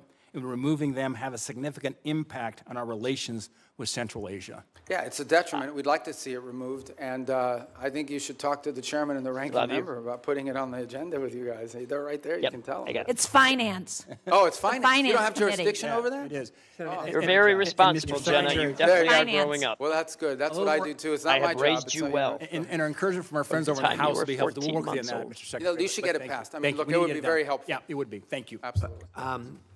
First of all, let me say that I absolutely concur with the Secretary and Senator Deans with you, and I've talked to the President about this, as you know, and I have actually talked to the Chairman of the Finance Committee, who I know relatively well, and we actually have a plan for going forward. You and Why I are gonna meet on Dearborn? that here pretty Because quickly. I'm glad I pretty have friends certain in there's high a places, Mr. ton of Chairman. Thank illegals you. there. But no, you're Dearborn absolutely right has on the that. highest It's just in the queue. Muslim count So, in the United with States. that, And I wouldn't let be us go surprised if to it's Senator full Cruz. of illegals. Thank you, Mr. Chairman, Ranking Member, Mr. Get 'em Secretary, out. National Security Advisor, good We'll to see send you missionaries to their countries I know to help from them. our service here together that you agree that China is the greatest national security threat that we face.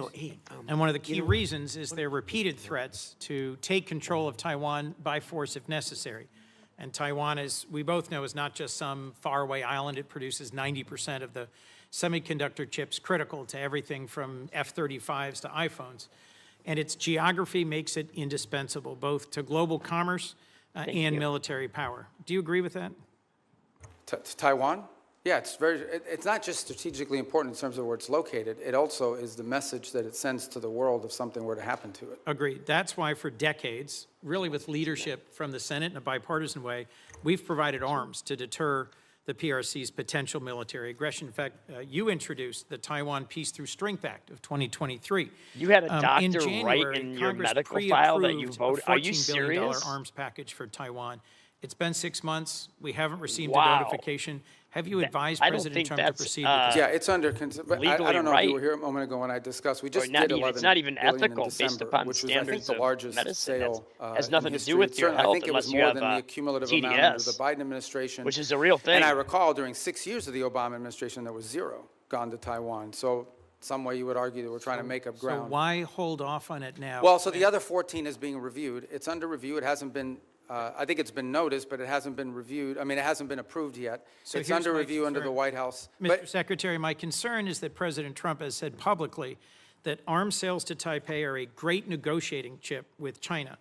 And my concern at a time when the PRC has been far more aggressive than they were in previous years, centerline crossing, circumnavigation of Australia, aiding Iran and Russia in their war goals and aims, frankly, literally helping Iranians target U.S. service members. I respect the importance of our having an open negotiation and relationship with the PRC, but in the meetings you were in Beijing, did the president offer to condition arms sales to Taiwan in order to placate Xi Jinping? well, look, I'm not going to discuss what was the president's words in a meeting or not. Suffice it to say Jade, that, I'm sending that you a specific message question to you just your, asked, that's not the Facebook. context in which the president has raised this in the past. When the president says it's a great negotiating thing, what he's really saying is it's because China, as you can imagine, always mentions this. Like this is a top priority for them. They are constantly talking about Taiwan arms sales. But that in no way is what is holding up our decision-making or the White House's decision-making. It is something the president will have to decide on the timing of when and how that is executed on. It's been approved by Congress. It's been noticed. The money's available. And as I said, we are just coming off the heels of a very large sale in December of last year. So there are a variety of reasons why these things don't happen immediately. Well, I'll just assert, Mr. Secretary, that there is more reason than ever for the administration with congressional support to continue providing robust military capacity to Taiwan, given that the PRC is more and more regionally aggressive. You also introduced and passed legislation in 23 prohibiting any president from unilaterally withdrawing from NATO. I assume this was because you recognize that our alliances are a key advantage against Russia, against China, against other adversaries. Do you still consider Article 5 an unconditional commitment? Yeah, so let me address that holistically if it's okay, because I think we have time to do it. First of all, you're right. I have throughout my entire career in the Senate and through much of my time now in this administration been a supporter of NATO. I see its utility. The key, and I'm just being honest with you when we talk about this, one of the key arguments that I would always use on behalf of NATO is the fact that it allows us basing rights that we could use in a contingency operation in a time of conflict, in a time of need, that we just have had. So when you have countries in this alliance, because understand, at the end of the day, we are providing basically the defense backbone of an entire continent of rich countries. These are not poor countries, these are rich countries. And the utility of NATO for us is that it provides these basing rights. Now we are living in a world in which some of these countries, I point to Spain as an example, openly brag about how they've denied us the use of these bases. And so if the core rationale for us being in NATO, they denied us use of what you and your taxes is the ability have to paid use for. bases. And then we have members of that alliance that are basically denying the use of those bases in a contingency. let's be it calls clear them about to that. question the entire thing. Forgive me, I have one more question I want to make sure we get to. Is it not true that some of the challenges in our NATO relations have only come after President Trump threatened to seize territory from a trusted and reliable and No, I don't think contributing that's partner? fair. Yeah, I don't think that's fair. I think he publicly said both. I know, that but I don't he think- would use Here we tariffs go, to here we coerce go. Denmark into giving up Greenland. Yeah, but just to tell you, look, if you go back and study the history of it, NATO tensions and debates within U.S. or whether we should be in NATO, in the 1970s, it was the reverse. It was the administration trying to stay in NATO and Congress trying to get us out. Yes. I happened to see a speech, they were playing it after he passed away on C-SPAN, Jesse Jackson at the 1988 Democratic Convention calling for the United States to get out of NATO. I So was these there. debates over NATO, you were at As that? was Joe Biden. Oh. And Joe Biden didn't support that position then, and I know. don't support that position. But Let my me move point to is a that last these question. debates Joe about Biden NATO have been couldn't ongoing for a long support picking time. up a pencil off There's the floor, about let alone handling that. 1,100 thing. vetted, Other people were doing it vetted for him, that's Afghan obvious. allies being held at Camp As-Salia in Qatar. And that includes 400 children and 150 family members of currently serving active duty U.S. service members. They've been stranded there for a year and a half. And there is talk of sending them either back to Afghanistan into the waiting arms of the Taliban or into war-torn and now Ebola-infected countries like the DRC. And these are people who they or their immediate family members served alongside U.S. soldiers at great risk. Can you commit to working with me and others in this body to support the relocation of these vetted individuals to the United States, especially those who are family members of currently serving U.S. soldiers? Yeah, I can't, first of all, as you know, You're we're right, under an Estrada. executive The order now liberals' after the National Guard hypocrisy attack here, is and without so, question. that happened last year. It's- So we it's can't admit any Afghans mind-boggling. at this point into the country. That said, you just pointed to them being sent back to Afghanistan. Our goal, we've worked on this, and we'll work with you on it, Please. is we have talked to multiple countries. Now, I don't know of any single country that's going to take 1,000 people, but we've talked to multiple countries about taking several hundred of these people and allowing them to move to a safe location. As you know, we are operating under not just those restrictions, but broader restrictions about immigration into the United States after 25 million people entered this country illegally over a 4-year period leading up to this administration. president just But I'll work raised- with you to find the right places for them to go. We want that to happen. The president just raised the refugee cap exclusively to allow Afrikaners into our country. I would welcome a chance to work with you to find safe third countries for these Afghans. And I frankly think we ought to be revisiting our refugee policy, because the refugees who've come into our country in the past are the most vetted and often the highest contributing. As you know, my childhood church hosted a South Vietnamese family, and seeing the 5 of them become great Americans, entrepreneurs, contributors. It is refugees from oppression overseas, whether from Cuba or Venezuela, Vietnam or Afghanistan, who have long contributed to the United States. Thank you, Mr. Secretary. Senator Paul. I'd like to revisit for a moment the boats that were blowing up in the Caribbean and the Pacific that referred to as drug boats. I think it's interesting that the 3 secret criteria we're using to blow up the boats doesn't include whether they have drugs on board. I would like to add that the statistics from the Coast Guard also say that when we interdict alleged drug boats in the historic way, the way we've always done it, about 1 in 4 don't have drugs. We make mistakes. We see something suspicious about the boat, we stop them, and they don't have drugs on board. I would also like to add that drugs is not a criteria for blowing up the boats that are called drug boats, but neither is arms. So in order to blow them up, we don't have to say that they're armed or have drugs, and I think a lot of people would have questions, which I still do. Oh, I think it's time for lunch. I am glad to hear today, though, that the administration and the negotiations are willing to trade sanctions relief for removal of enriched uranium. I've said for a long time and argued for a long time that sanctions in and of themselves rarely, if ever, are of any value. I've yet to see any Chinese behavior that's changed because of sanctions. I've yet to see any Russian behavior change because of sanctions. I've really yet to see any Iranian behavior change because of sanctions. However, sanctions do have some leverage and ability to exact change if you remove them. So the removal of sanctions actually might Sanctions are more of a wake-up call for a nation to get their act together and stop being stupid. Vocal on the airways Just like recently we saying, can't "Oh, use no, those we air can never bases negotiate with them. when These there are air terrible bases people." Well, you don't paid really for. negotiate with really friendly, good people. In a time of war, you're going to have to negotiate with an adversary. So I do commend and supportive of the idea of this. And the other thing is it's very verifiable. You don't have to wait for verification. You could say the trade sanctions end as soon as we get the 440 kilograms of enriched uranium.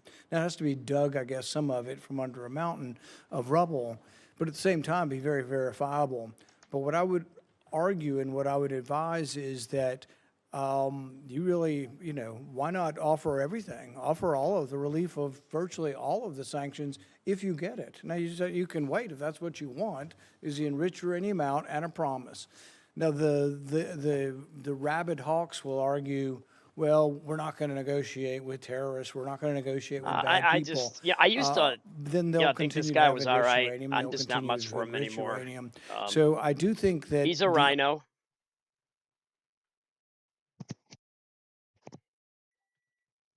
militarily obliterated their military. All of that is true. It's as Fred Ickley wrote in Every War Must End, that military victory doesn't always translate or lead to political resolution or to things that you want done. What we really want done is no more enriched uranium, and you don't enrich uranium, you give up on these hopes. But I would say that as we are looking at trading sanctions, you say there's some you can do on your own, there's some that are congressional. I would be bringing in the leaders in the Congress who can give up on these sanctions and hopefully try to get their voice saying yes, if they will give up. Because if you give up a few piddling ones that that won't change things. That now, the typically White I'm House okay has with the ability caps, to do, but you've and been you using still have all caps these a lot. congressional Why sanctions. are you If you're on trying the to other side of yell? that Is equation, that you what you're might trying to say, express? we're not giving up the one thing we think is leverage, the enriched uranium, for maybe a little bit of sanctions relief. So I would say really go all in on it, because it would be verifiable. You don't have to wait and prove it. You would have to prove in the future whether they're enriching. But I think that is a good step forward. But it's also important for people to have a discussion of what diplomacy is, and that diplomacy doesn't always have a bad name. And frankly, I'm glad to hear that the administration is negotiating, and I wish you luck. And I'd love to hear your response in general. Well, first of all, the president's made clear the priorities. Iran can never have a nuclear weapon. And what do they need to have a nuclear weapon? They need a couple things. They need the ability to enrich. That has been substantially destroyed, but could always be rebuilt over time. And the second is the ability, and highly enriched uranium, that's 60%, that could quickly be enriched to 90% weapons grade. The second point you make is about sanctions. So that's the goal here. And the sanctions, first of all, there's a combination of sanctions. There's sanctions that block direct sort of activities that generate revenue. And that's problematic beyond the nuclear program, because they also use this revenue to fund to sponsor terrorism like Hezbollah and others around the region. And then there's the frozen assets, which are related to sanctions, but these are Iranian assets that have been frozen that they don't have access to. So what I would argue, and again, I don't want to get ahead of myself because we're not engaged in this conversation with them yet. Yeah, but they if you had get to into go. a situation I think that was a wise the choice reason to why get there rid are of them. sanctions are because They of the were nuclear just. program. And so if they comply with And what why we're would you demanding call on the them nuclear side Star? of it, zero enrichment. Their name's Get rid of Charlene. the enriched I uranium. don't know. I felt like They're a complying with transgender these spirit things. Then there. I think really that's the did. place where the frozen Something assets wasn't could be right. discussed. The more they give, the more they would get. I think ultimately we will still face other challenges related to Iran separate from the nuclear program, like what they use their money on, which is to Because they sponsor always want to Hezbollah, be to sponsor called Hamas, something different. and to sponsor terrorism around the world. But on the nuclear question, which was the president's been focused on They always want to be now, called something no different than nuclear what their weapon biological program, name is, because the they're sanctions that are denying directly their related to the nuclear biological program, identity. the more they give, theoretically, the more they should be willing to get. What they're not going to get it is a down payment. They're not going to get it as a signing bonus. And I would also point out that negotiations on nuclear matters are highly I hear ya. complex, highly technical. And so it will take some time to work through that, as is sanctions, by the way, highly technical and in many cases multifaceted. There are UN sanctions, there are US sanctions, there are US congressional sanctions. So there's a lot to unravel there. Is benefit from the idea of Like, ouch. trading sanctions relief for activity. And if you don't ever trade them, if you just have them on the book, then I think they're of little value in changing behavior. Thank you. Senator Booker. Oh, Booker. Thank Oh, you this very ought to much. be great. Terry, Mr. he's Secretary, such you a, and oh, I I can't talked a lot stand about him. Africa, and I raised concerns. Oh, about here a we lot of go. the cuts. Racist. We're seeing Racist. globally an increase in I'm waiting for him to say a tuberculosis, racist comment. an increase in malaria Wait. cases. We see a continued ongoing Hi. on the continent HIV crisis. And the United States has pulled back from a lot of its investments in those areas. Now with the crisis with Ebola, we see that the challenges that have been brought about as a result of our surveillance, early detection, and the like. So I'm just very concerned about what the administration's strategy is, because we're clearly seeing here that what goes on the continent of Africa directly affects our public health as well. Well, first of all, I don't agree with that assessment. I mean, first of all, it's not about cutting back. The response here is not just how much money you spend, it's what results you're going to get. Now, let's talk about Ebola for a second. Ebola, the outbreak in Ebola was in a war-torn, isolated, rural area in the DRC. That's where that began. Since that time, our response has been very quick, very rapid. Well, so you're saying you did not cut early detection periods. I'm not talking I'm about saying that whatever you're pointing to as the cut is not the reason why there was an Ebola I'm not outbreak. connecting the two. I'm simply saying. Well, you are connecting them. You just said that our cuts Senator never Rubio, I'm led- not trying to get in an argument with you. I would really like to actually have my questions answered. So very quickly, we cut early detection when it comes to infectious diseases on the continent. Factually, this is not an opinion. We made those cuts. We cut early warning systems on the continent. It had nothing to do with the Ebola outbreak. So I don't need to tell you, Secretary Rubio, that we're living in a place where an infectious disease crisis anywhere is a threat to public health everywhere. The United States has made major reductions in these areas that have put us more at risk. If you're talking about this clearly Ebola crisis, there's other things and other cuts we've made. That's right. And We're you not see the it world's factually. Even ATM. our own, That'll even preach. our own State Department personnel that I've talked to are saying we're less prepared for a global outbreak than we were before. And my worry is, specifically in a budget hearing, is this budget makes even deeper cuts into the kind of things that could prevent the next outbreak, or, as we've The seen only thing he's worried about is get unfortunately Trump. with COVID, have us more prepared. Yeah, The I don't China agree with that virus, assessment. I don't know yes. who told you that at the State Department. So just let's as an move example, on. My time is limited. If I we're know, not- but that's an if we- important we can't question. even I don't want to agree eat on- up your time, but No, I need to you- answer that because I just don't agree with that. Mr. Secretary, you can't even agree on the facts. We Because made they're not those- that's not accurate. I mean, again, We you look believe at what in we've truth entered into. and not it's not facts. accurate Joe that Biden. we cut early detection. Because those have all been repurposed in His wife, different arrangements Jezebel that we now Jill, have with ruined these his countries. life. As an example, when Well, we I would like, for the record, because we're not going to cover it in my short time, if you're telling me we are as prepared or more prepared before the Trump administration came in, I'd like to see the I facts. think when these reforms are finalized, which we're on the verge of doing, we're actually going to be better prepared. We are responding today faster, not just to humanitarian crisis, but to outbreaks than we were before. We are responding in some cases within 72 hours, are able to move funds to task, which you weren't able to do in the old system. And we're also building the capacity of Mr. these Secretary, nation states through Mr. these Secretary, compacts. may I please reclaim my time to shift gears? The Strait of Hormuz, I was listening to their conversations you had with some of my colleagues. We've now seen the Strait closed for months, and you explained that we're going to see an opening of the Strait, and that ultimately the exchange we will get for that is after that fact we will release certain sanctions. Is that correct? No, that's not what I said. What I said was that if they open the straits, we will lift our It blockade. does kind of The look straits like and the he's blockade sitting are behind what are somebody else's interrelated. nameplate. And so for the nuclear program, in exchange for yeah, getting because rid that of the one's fissile there. material out of country, I imagine, is what Is the highly there. enriched uranium, we would release sanctions. Is that correct? Well, it's not just that. It's also their enrichment activity. They would have to, they would have to make very severe and significant concessions on what they intend to enrich in the and future. already with Yeah, there's the consequences to March sin. There relaxing is. of sanctions, There's mercy and allowing grace. Iranians also to sell comes oil to the consequence. Chinese.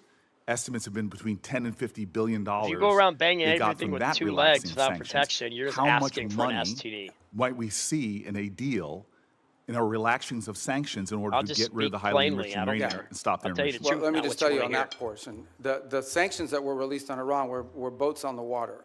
And so that oil was already out in the marketplace. It was sold at market rates, but the sanctions covered, and to the extent we've been able to enforce them, we have the revenues of those sales. So yeah, the Iranian oil was unsanctioned so that it could be sold, but the revenue would have to flow back to blocked accounts, which our sanctions were able to go after. We've also seized, I believe, 6 vessels in the Indo-Pacific that involved Iranian sanctioned oil on top of it. So that wasn't necessarily a trade. They didn't get $50 billion directly as a result of. They might have gotten some of it. They certainly didn't get the majority of it. They are now losing hundreds of millions of dollars a day in revenue because of the blockade. And the blockade exists because of what they're doing in the Straits. Right, and I guess the conclusion I have, and my time's expired, is that the Strait of Hormuz was open before this unjustified war. We're now scrambling to try to find a way to get it back opened again. Not only is it causing economic havoc to our country and to residents all around this nation, families trying to make ends meet, but you see on top of that, the Iranians finding ways to leverage that, as we allowed them to do with the Chinese for tens of billions of dollars. And so my point is, before we even get to a nuclear negotiation, this regime is getting money to rebuild, purchase more drones, cause more havoc. And this is before we're even trying to get back to But I apologize, I don't understand how they're getting this. What revenue are you referring to? Well, there's 2 sources of revenue we're seeing. One is the revenue from the Chinese, that's factually documented. And number 2, the revenue that you're proposing that they should receive by releasing all of their highly enriched uranium, as well as in making a commitment about their enrichment capacities. Okay, yeah. Hold on. And that was the exact deal that you guys vilified, that the president and you vilified President Obama from having. Yeah, no, So I don't here think we those are have a not the worse situation where Those are not the same our deals. adversary and our enemy, who's causing havoc in the region, who is funding proxies and terrorists, has discovered, thanks to you all, the power of shutting down the Strait of Hormuz. No, they didn't which discover. is They all- knew that a long time ago, and they've done it before. Clearly, we all knew that a long time ago. That's why this And they intended to do this at ill-conceived some point war in the should have future never as well. happened. Yeah, but You have made our adversary in a stronger negotiating position. We are the strongest nation on the planet Earth, and we're in a stalemate with Iran. And now we're begging to get back into a deal that you all We're not trashed in begging. the first place. There's no one begging. I don't know. Clearly, this is a Senator shame. Booker, your time's up. But can Senator I just- Rubio, since he's I do gone want to over, you address can some of these points respond. because they go to the heart of the matter. No one's begging for anything here. The Iranians might be begging because their economy's losing hundreds of millions of dollars a day. That they are losing. Understand, Iran had street protests going on before all of this started. All of those factors, economic factors in Iran, are far worse today than they were 6 months ago when those protests were happening. They have hyperinflation, their currency's completely devalued, they're struggling to make payroll for their government workers. Iran is in a very serious situation, and if it was up to the political class there, and I understand everybody there is sort of radical in some way, but if it was up to the people that actually like go to elections and wear the suits and you see on TV, they'd probably make a deal tomorrow. It's the issue they're facing is that the supreme leader and the IRGC Corps are a little bit more immune from those pressures until they can be convinced otherwise. And I think that's the direction that they're moving in, because the reality, I don't know where you're getting this perception that Iran is stronger. Iran has no navy left. They've lost a substantial percentage of their defense industrial base. That Iran has lost a substantial percentage of their missile launchers. And their economy is far worse today, and I mean far worse today, than it was 6 to 9 months ago. And they are looking at hundreds of billions of dollars of reconstruction costs just to get to where they were 6 months Mr. Rubio, you keep telling us how we're winning this war. The president keeps saying, Well, the war's over completely now. annihilated. The war is not over. And yet the American people see how we're losing at the pump and with their costs, and yet this thing still hasn't been resolved. Every day he tweets out, oh, we've obliterated them, we've annihilated them, they're going to surrender. But yet we still find ourselves spending billions of dollars a week Senator on Booker, a war abroad. you've gone way over. They it. lie It would be like nice a if we rug. We had had hearings where people Thank had you, know it, Senator too. Booker. Senator Scott. All right. Secretary Rubio, so first off, do you think it's important to Americans that the Yep, that's Iranian exactly right, regime doesn't have Patty. nuclear weapons They and hate ability to America. They destroy- hate us. I think it's important to the Their world. own people. The whole world. I mean, this question about the Straits is a great example. Imagine, the Straits gives them leverage. Imagine what nuclear Big weapons would time. give them leverage to do. At that point, they wouldn't even have to announce that The we're controlling days this. of They would the, just say, we Kennedy control the Democrats Straits. are There's gone. nothing you can do about it because our nuclear weapon will allow us to do it. You will have to pay us a toll for using an international waterway from now on, and you can't do anything to us militarily because we'll blow you up with a nuclear weapon. That is the leverage that they were trying to build. If they ever got a nuclear weapon, not only would they have a nuclear weapon, didn't not only would catch they it. control the straits, they would be able to act with impunity. I did because you not wouldn't be able see to it. touch them. You wouldn't be able to do anything about them. I want to thank you for what you're doing. Let's talk about Latin America, which is, as you know, important to a lot of people in our state. So I thanks saw for the what you've person done with both Venezuela and I Cuba. mentioned him once, but I didn't see the comment. Let's, that got let's do him booted. Venezuela first. I think every Venezuelan I know is appreciative of what happened with Maduro. And I know you have a three-step process to get to democracy there. Can you talk about where you are? I mean, I know you've busted your butt to try to get Delcy Rodriguez to do the right thing. We still, unfortunately, have political prisoners not released. We still have oppression. So can you just talk about the process you're going through? Well, first of all, I remind everybody, what's today, the 2nd? So it's literally been 5 months. Right. Like, I know it seems like it was 10 years ago, but it's been 5 months. And I think Venezuela is in a better place today and in a better trajectory today than it was 5 months ago. Now, is it where it needs to be? Is it where it needs to ultimately wind up? The answer is, of course, no. Ultimately, in order to truly transition, they have to have multi-party, free and fair elections. But the conditions for free and fair elections are the following. First of all, you have to have a free and open media.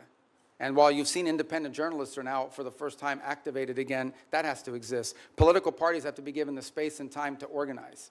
The National Electoral Council has to be reformed so that it has members in it that will actually accurately count the vote. You have to have certain conditions in place. I'm not telling you that's 5 years from now, but it's been 5 months, so I want to be relative to that. Here's what I can tell you. For the first time, certainly, since whenever, in the pre-Chavez era, maybe ever, and certainly since the post-Chavez era, the oil wealth of the country is not being stolen. The oil wealth of the country is going directly to pay government workers, buy medical equipment, audited by KPMG. That's a significant advance. That's not a permanent situation, but that's a very valuable one today. You have seen reforms. You have seen, for example, the infamous prison, El Acoide. It's been closed.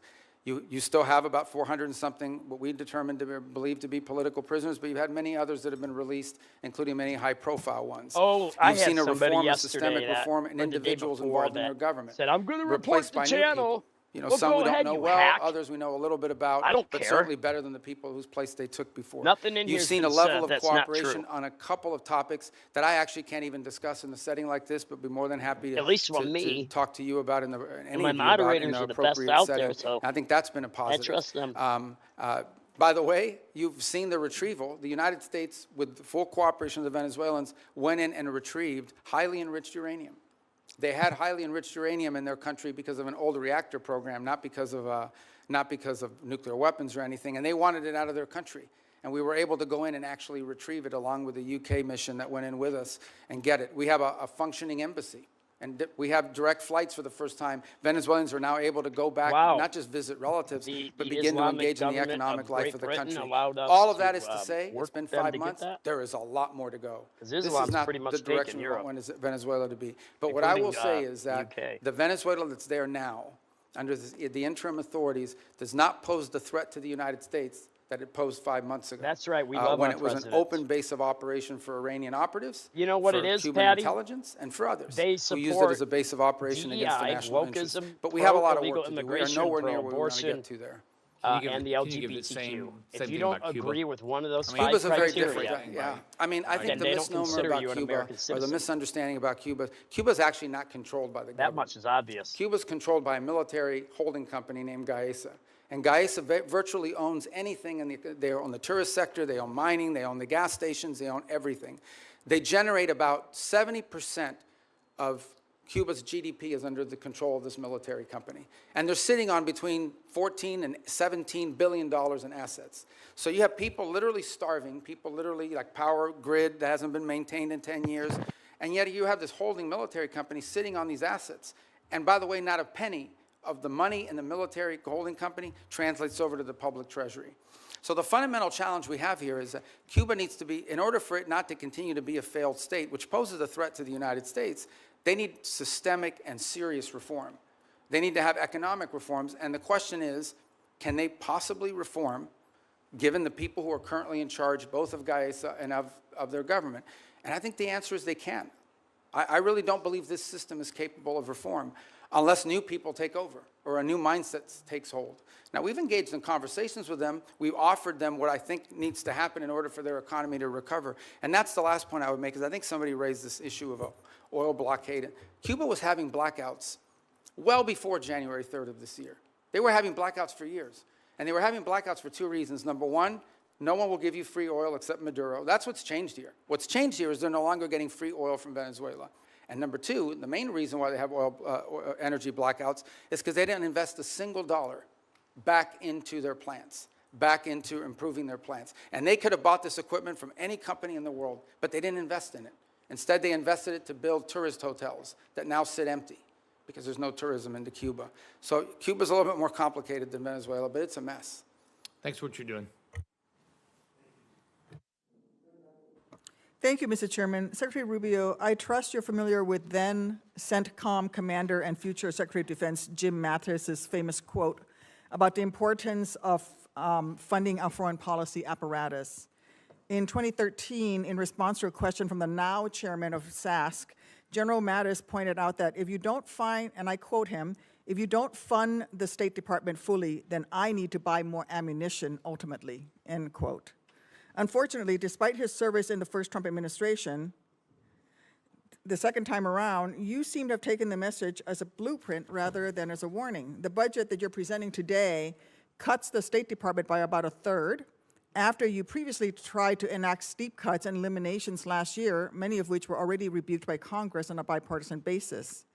Time and again, this administration uses our military as a first tool of choice, manufacturing new crises and new conflicts that worsen the situation for folks abroad as well as for American people back here at home. And now you're here to justify a budget request that further undermines our diplomatic apparatus, the tools and professionals that are critical for not only preventing crises before they begin, but those who will be responsible for negotiating our way out of Trump's war of choice in Iran and whatever other nightmares he dreams up with. So based on how this administration has conducted itself over the last year, our adversaries are learning that the United States is not a reliable negotiator. They're learning that we will quickly turn to using force before working to alleviate crisis points and prevent war. It's good to have you. I'm very concerned that in turn increases the risk of our adversaries jumping to use force first, increasing risk to American citizens and American interests around the world. We saw that instinct for the military option in the Caribbean and in Venezuela. And now we're seeing threats of it in Cuba while we're still engaged in the Middle East, where President Trump is blowing a shocking amount of money and failing to uphold his solemn duty to put our service members at risk only for the most serious and imminent national security threats to American people. Mr. Secretary, you also wear the hat of a national security advisor. So with both that hat and as Secretary of State, do you agree that this administration has spent more on Trump's war in Iran than you are requesting today for this entire State Department budget request? Yeah, I can't speak to the Department of War would have to speak to you about the money and what they calculate are the costs.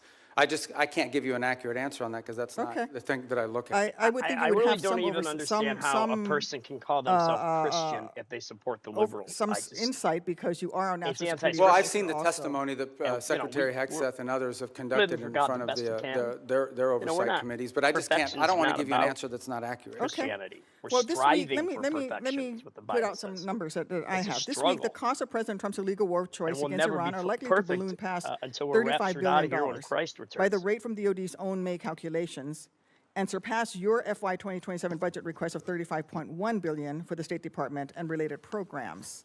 That's an astonishing figure. Worth repeating, in just 14 weeks, President Trump will have blown through as much, if not more money in Iran than he thinks Congress should spend on U.S. diplomacy for the entirety of the next fiscal year. This administration's distorted priorities have unfortunately revealed some stark lessons for our allies and partners as well. The United States' use of force first will make them less secure as they'll be caught in the crossfire, left scrambling to protect themselves and their people. Mr. Secretary, do you agree that under Operation Epic Fury, our allies and partners in the region have expressed concern about their security and the threats that followed from this administration's uncoordinated actions? No, I think our allies in the region have been very cooperative, some obviously very aggressively cooperative, like the UAE as an example. Kuwait's been fantastic. Obviously, no country likes to have their oil and their energy infrastructure hit, but I think it's a reminder to them of the threat that Iran poses. And the one lesson when this is all said and done is it's reminded them of You know, despite all the friendly talk that you've seen in the past, how dangerous Iran is to their own interests, how the billions of dollars Iran has spent, despite sanctions, Iran found the money to build drones and rockets. Okay. And luckily, we've taken a lot of them out, but they still have some, and they still have the ability to launch My question is about our allies in the region expressing concerns, because, you see, public reporting in early May revealed that Saudi Arabia denied U.S. basing and overflight related to Trump's ill-conceived plan to escort ships through the Straits of Hormuz, and they're still not supportive of this risky tanker escort plan. And the Strait is still worse off today than it was before Trump initiated this war. And that doesn't even touch on the wider global lessons being learned by our allies and partners. Yeah, we don't face any from the Shangri-La dialogue, where I heard from folks across the Indo-Pacific and especially in Southeast Asia, who are being hit hard by the same rising energy costs that are devastating American communities. And frankly, this administration insists on using military force as a first resort instead of a last resort, no matter the deadly cost of self-defeating impacts. Your budget request here would sadly perpetuate that trend and undermine the roles and responsibilities that you should be fulfilling as Secretary of State. Thank you, Mr. Chairman. I yield back. Okay, I didn't get to answer any of that. I didn't ask you a question. Well, she didn't answer the question. She doesn't want me to answer? Can I answer anyway? You may. Okay. Well, but she made a bunch of points. I get to answer them, right? First of all, I don't understand this thing about let me tell you, we were just here, maybe you weren't here, we were just talking about it. We did a peace deal with Azerbaijan and Armenia. We just signed the trip agreement yesterday, actually, or last week we signed it. Last night I officialized it. That was diplomacy. That's great, but the Trump administration has still blown through more money in 14 weeks do I get to talk to this entire budget that you're requesting. Senator Duckworth, I'm going to let Senator Rubio reply to the statements that you made at his request. Is she related to Kevin Duckworth? We've got a hard stop at 12. Okay, but I know, but she said a lot of stuff. I get to answer some of it. All right, so the first is the second is India-Pakistan. We ended that war. We were involved in helping broker that. Thailand, Cambodia, that's diplomacy. We've been very engaged in fact, as I sit here now speaking to you, I've got the Lebanese government and the Israeli government meeting at the State Department starting at 8:30 this morning for the 4th time after engaging last week at the military level. Marco is a busy Rubio. We're carrying out diplomacy all over the world constantly and very successfully in many cases. Now, let me make one more point that you raised about the budget request. Guys, we understand how this process works, okay? You guys understand. I know because I've been involved all the time. We OMB, produces sort of timelines for every agency. We put forward a budget. We say, this is the money we've been allocated. This is how we would spend it. There is a congressional process, which I'm sure you're aware of. And in my time here, 16 years that I was here, I don't ever recall us once ever taking the president's budget and passing it into law. I'm not walking away from the budget. We can make it work if that's the budget you give us. But I have a sense, I have a suspicion, right, Senator Schatz, that we're going to have to work with you guys, that we're going to have to, well, you know, that we're going to have to work with you guys on a budget request that meets your priorities and ours. That's how it works. You guys are the appropriators. We have to work within we will tell you what we care about. We will tell you how we're going to spend the money. But ultimately, you will provide us a spending bill, and we will work through those parameters. But we have given you what we can live with. We can make it work. But if you want to, you know, if you're obviously going to have changes here in the Congress. But this stuff about diplomacy and the money spent on the war, diplomacy's always cost less money. We don't buy missiles. We don't buy rockets. We don't buy large airplanes and aircraft carriers. But we've been very effective. And I can give you list after list of places where we have had an impact in either de-escalating crisis before it started or ending active wars. And I'm very proud of the work that we've done in that regard, some of which haven't even been publicly discussed in some cases because they weren't high profile. And my last point.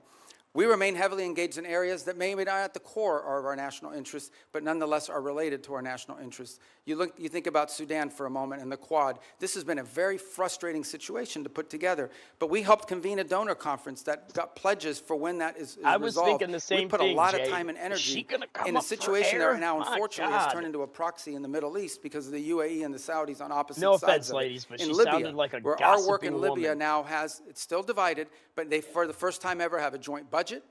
For the first time ever, are cooperating on energy deals that are going to be beneficial to the people of Libya. So I just don't think it's fair to say we're not actively involved in diplomacy on last year's budget and spending, because we are, and we have been, and to great success. Thank you. Senator Curtis.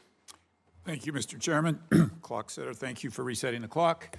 Mr. Secretary, thank you for being here. And I'm always truly impressed with your ability to navigate around the globe so articulately and explain the positions.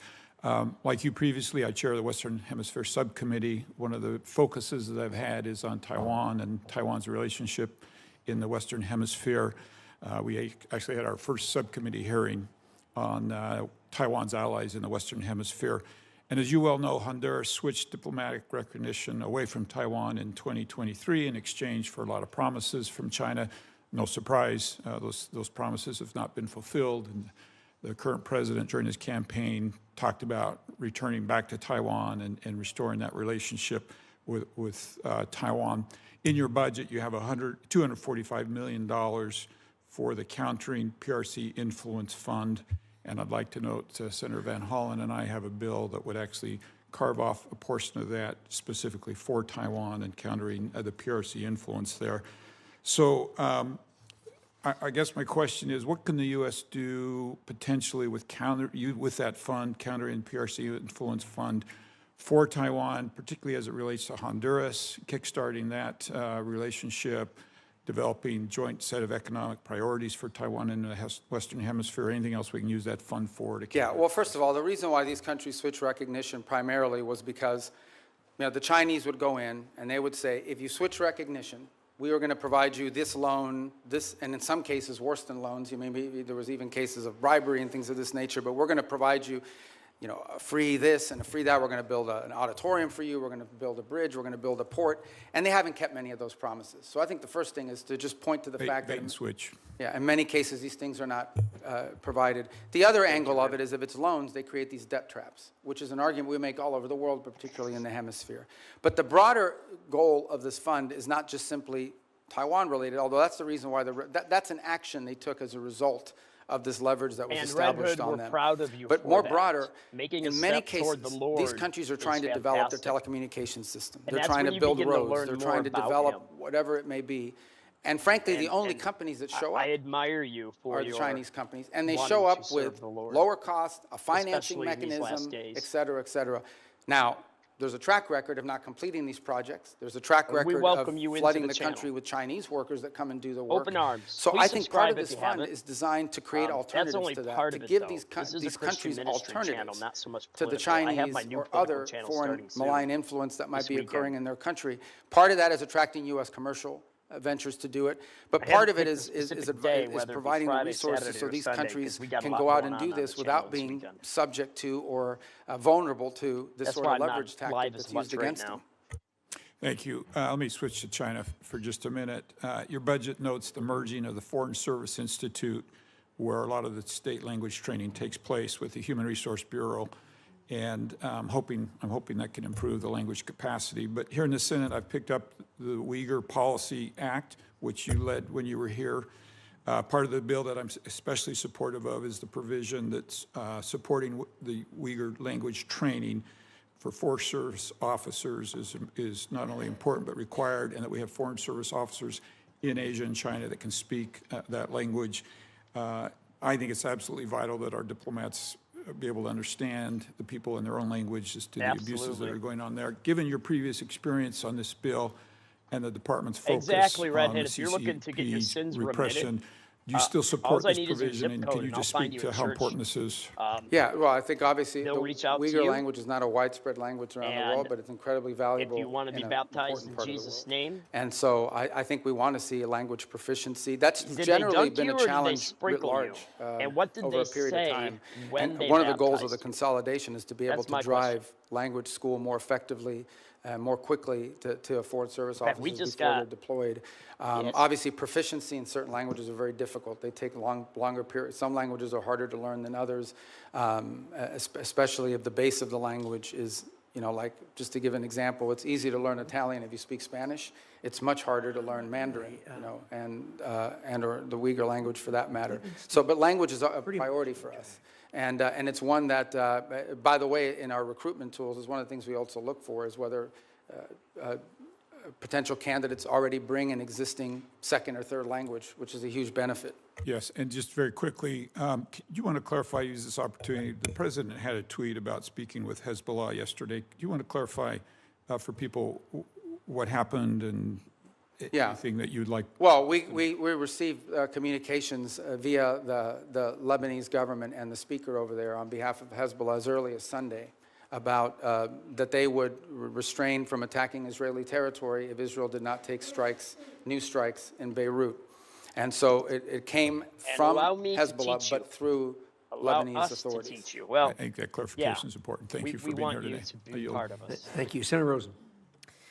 Thank you, Chairman Risch, Ranking Member Shaheen. Thank you, Secretary Rubio, I'll have for being Pastor here. Benjamin Kreitz as my guest Friday Secretary night. Rubio, I if applaud everything the goes according to administration for plan with him. facilitating a ceasefire last year between Israel and Gaza that will keep Israel I'll safe get her and outta from here. There's further no room Hamas for her. attacks and the suffering of The cat, Palestinian not you, civilians. the cat.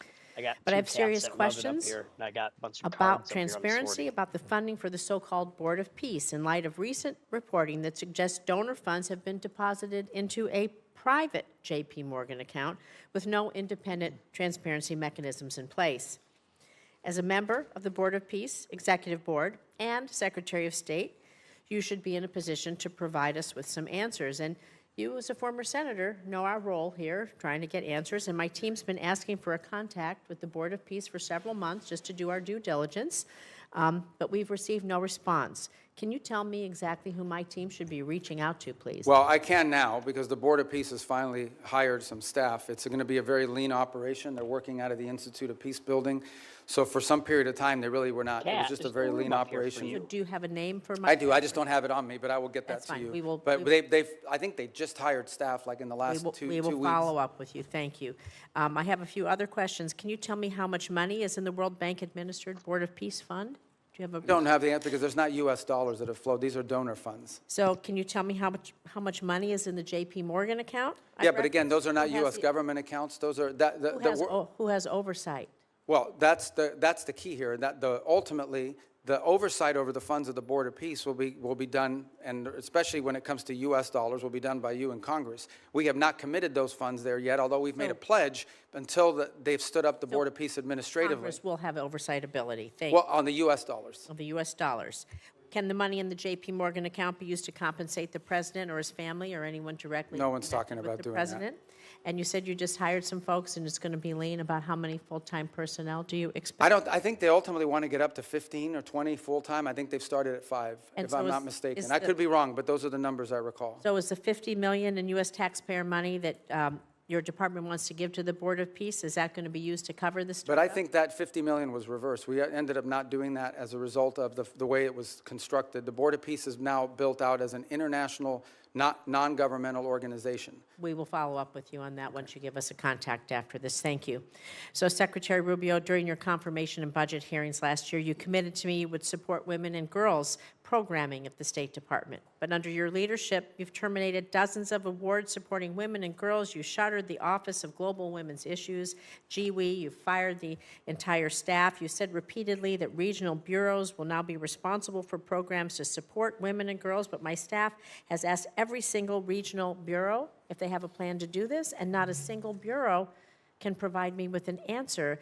And so, Secretary Rubio, I'm just so disappointed. I want to believe that, you didn't lie to us, lie to me, and so I want to give you an opportunity to explain how women's issues have been integrated into well, the I don't know. bureaus. Do we have an outline? I don't know of the who's plan? telling you that at the regional bureaus, because that's not accurate.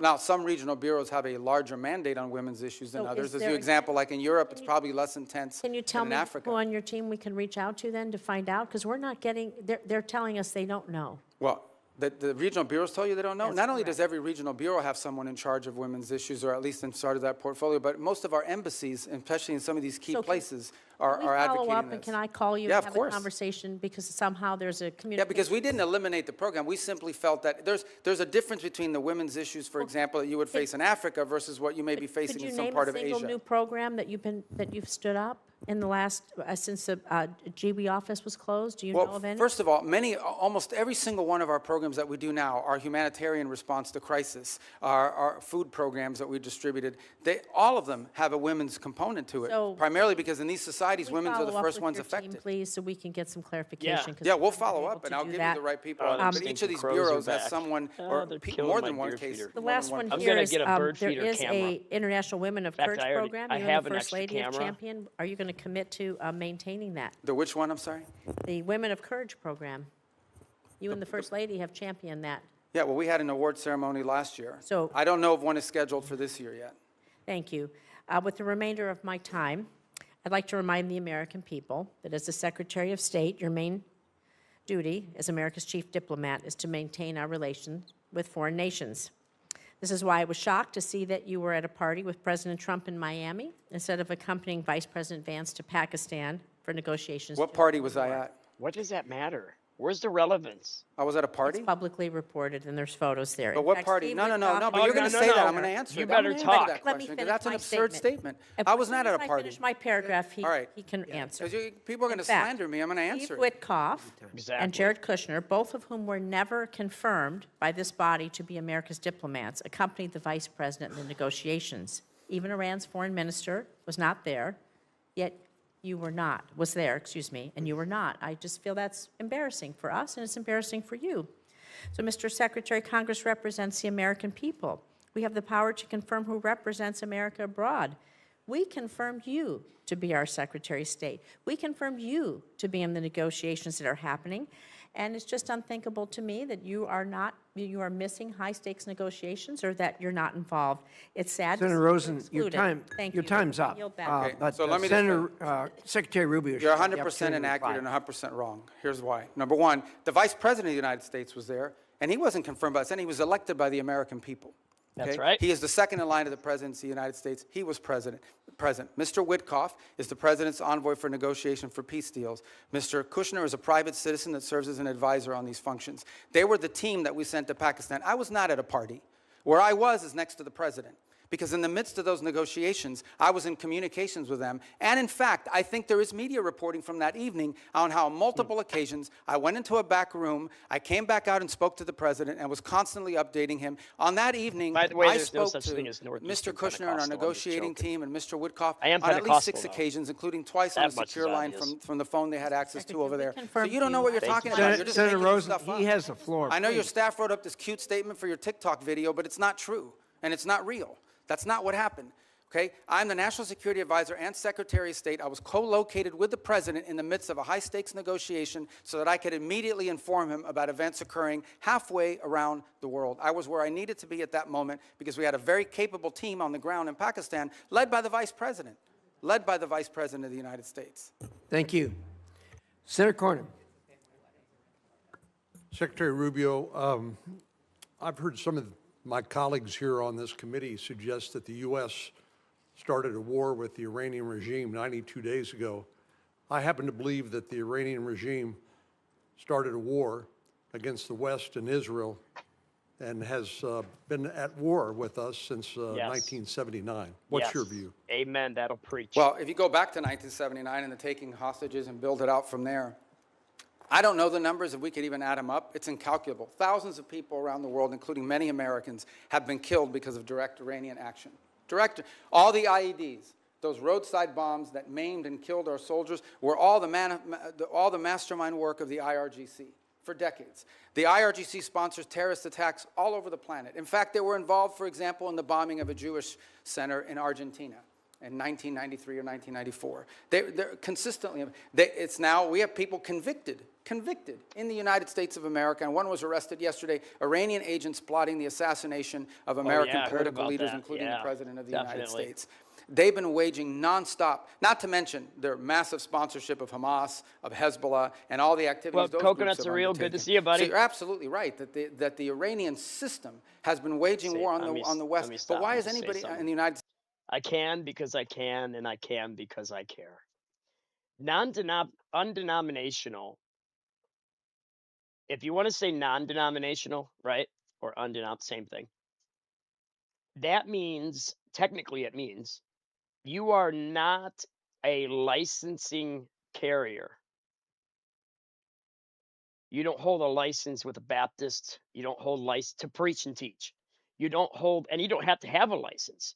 But usually those that are aligned with being Baptist and they're preaching and or teaching, they'll get a license from an organization within the Baptist or the Southern Baptist or the Pentecostal movement. But to say you're non-denominational, that's what that means. Because there's no such thing as non-denominational when it comes to the reading of the Word of God. It doesn't work like that.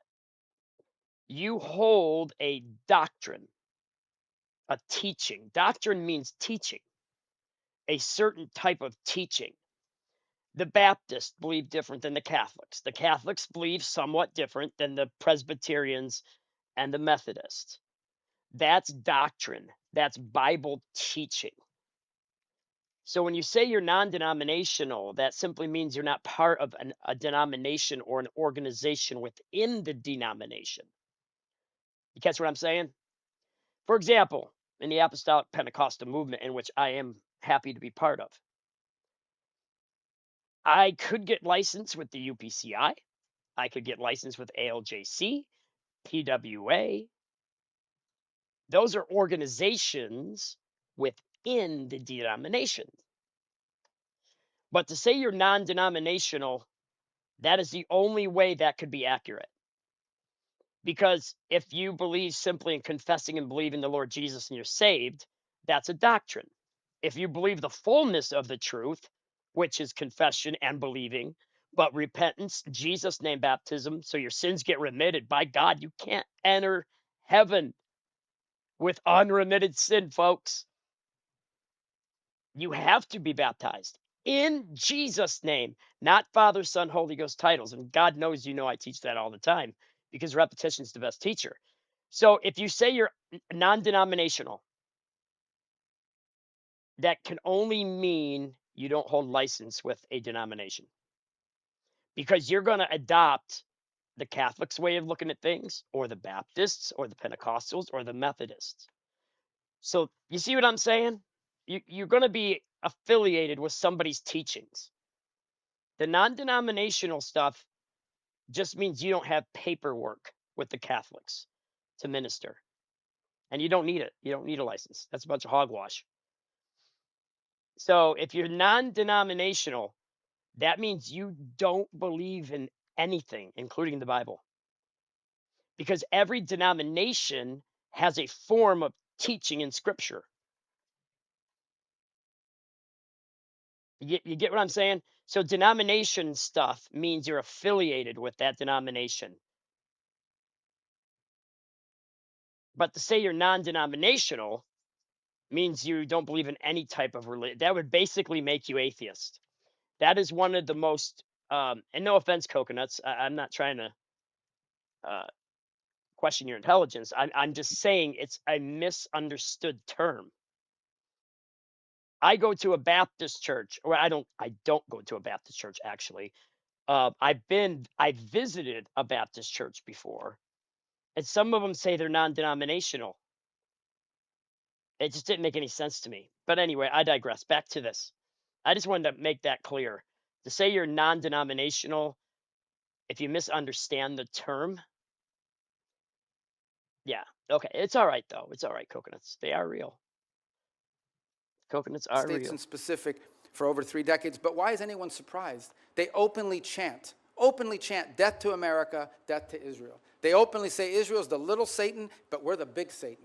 So I think at some point when people say this repeatedly, you believe their rhetoric and their actions back their rhetoric. This is a very dangerous regime.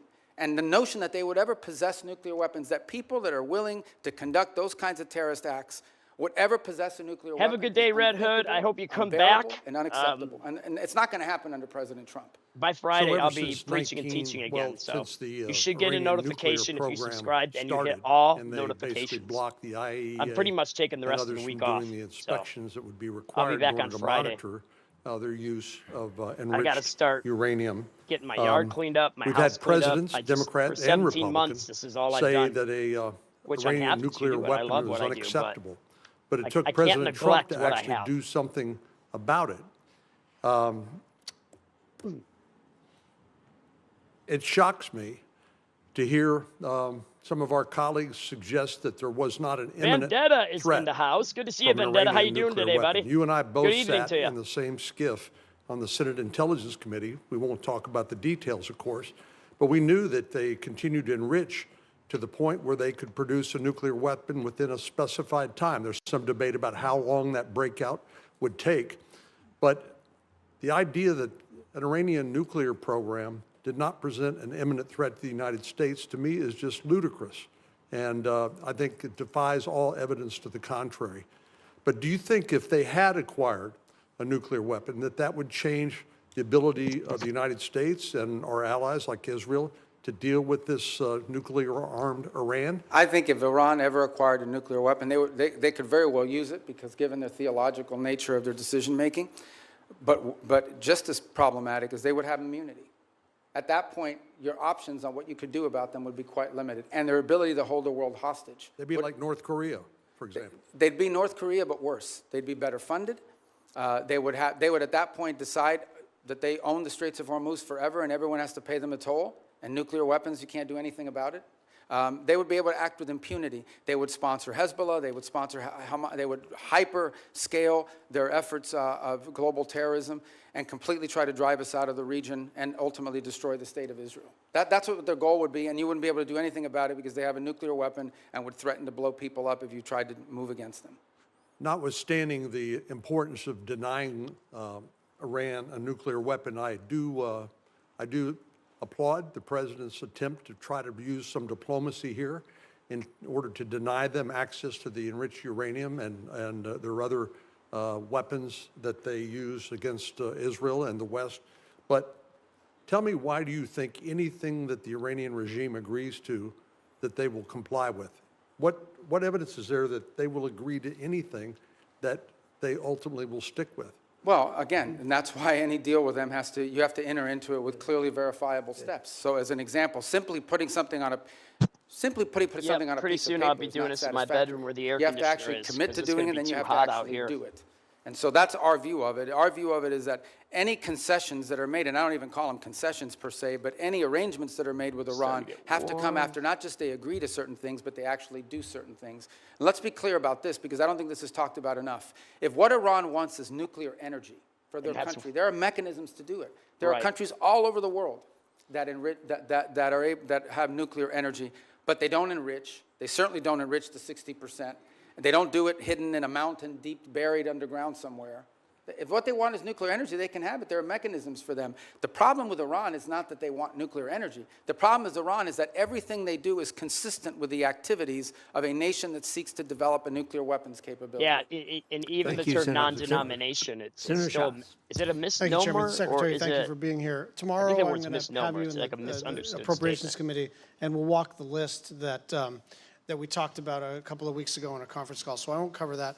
I want you to sort of answer the China watchers who saw that you might not visit be to China with a denomination, but you're saw going to believe their that teaching. NVIDIA is now going to sell that's where it matters. H200s. I understand that's not our highest technology, but it's better than what China has. With my and that's definition. why people are worried.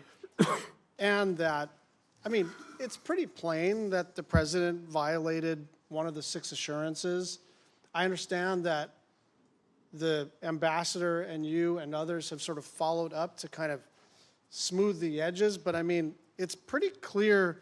He says, we discussed arms sales in great detail. It depends on China. It's a very good negotiating chip for us.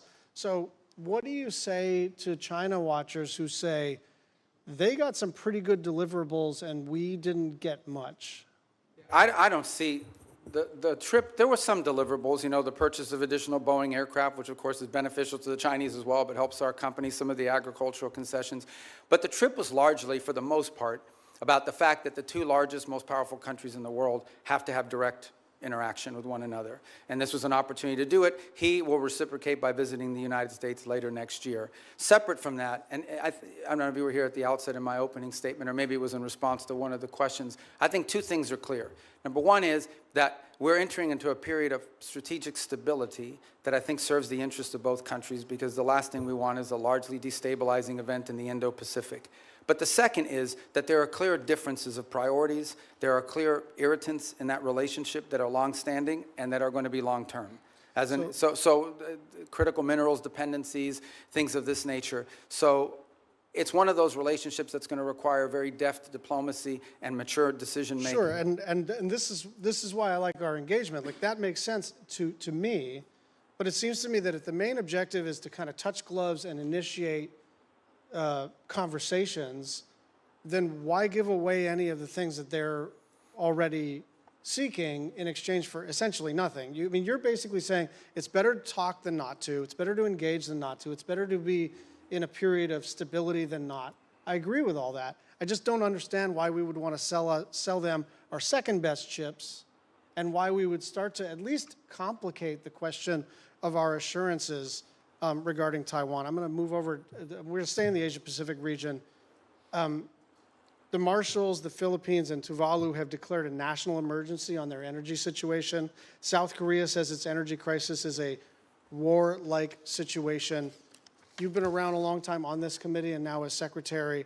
It is always the case that something in the Middle East undermines our ability to project power in the Asia-Pacific region.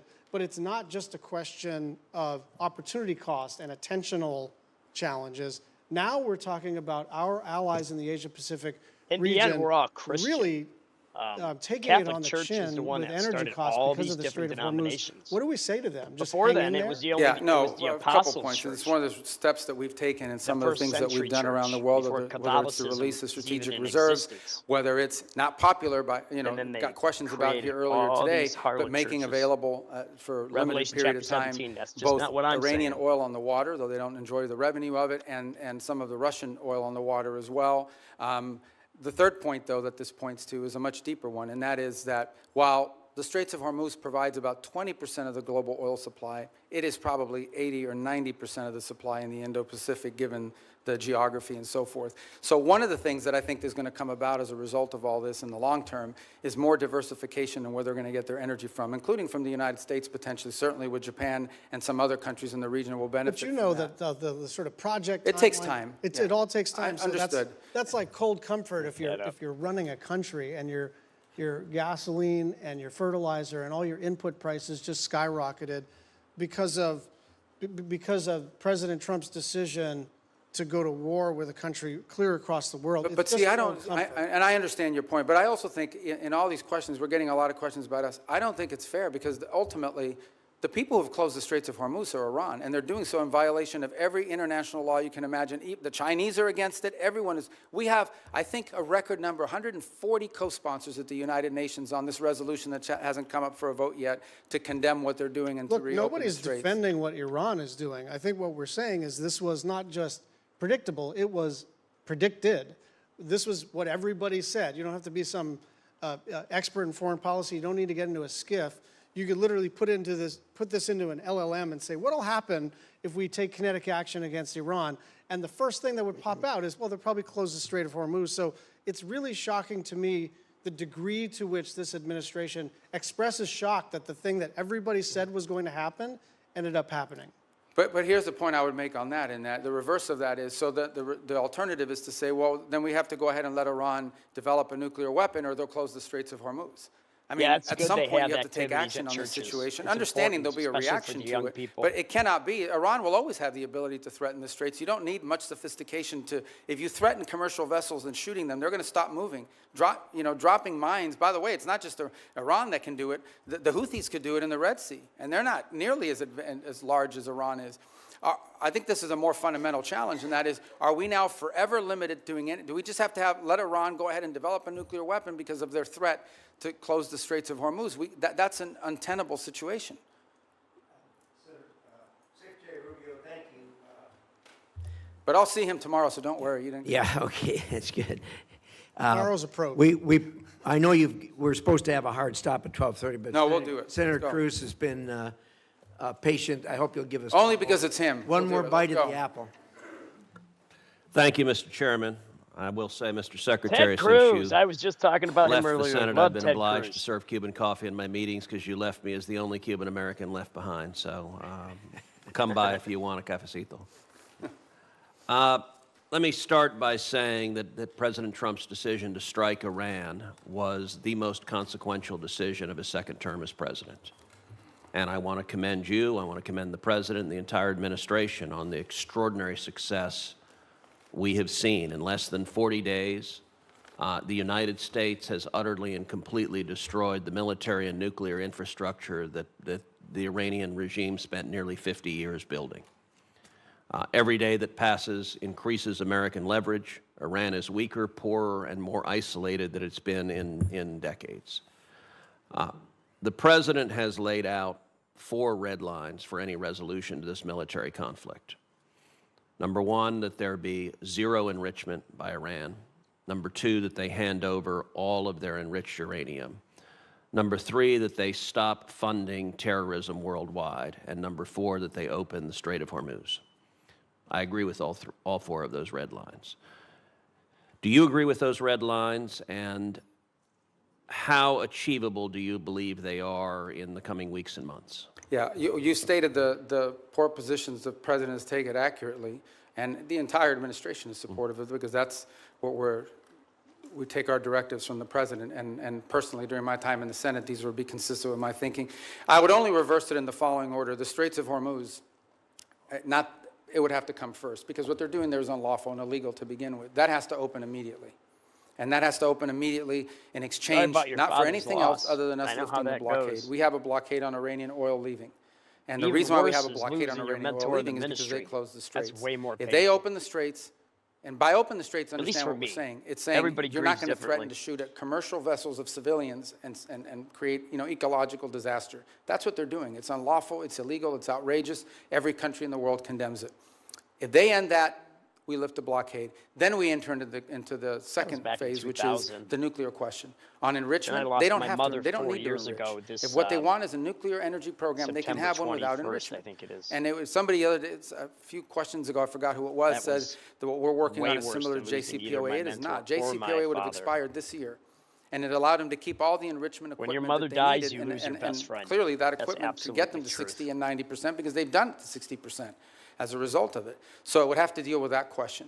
And it would have to deal with the highly enriched uranium that they currently are in possession of. There's no reason to have, the only reason to have 60% enriched uranium is to turn it into 90% enriched uranium and put it into a weapon. So those remain, and on the sponsor of terrorism, absolutely.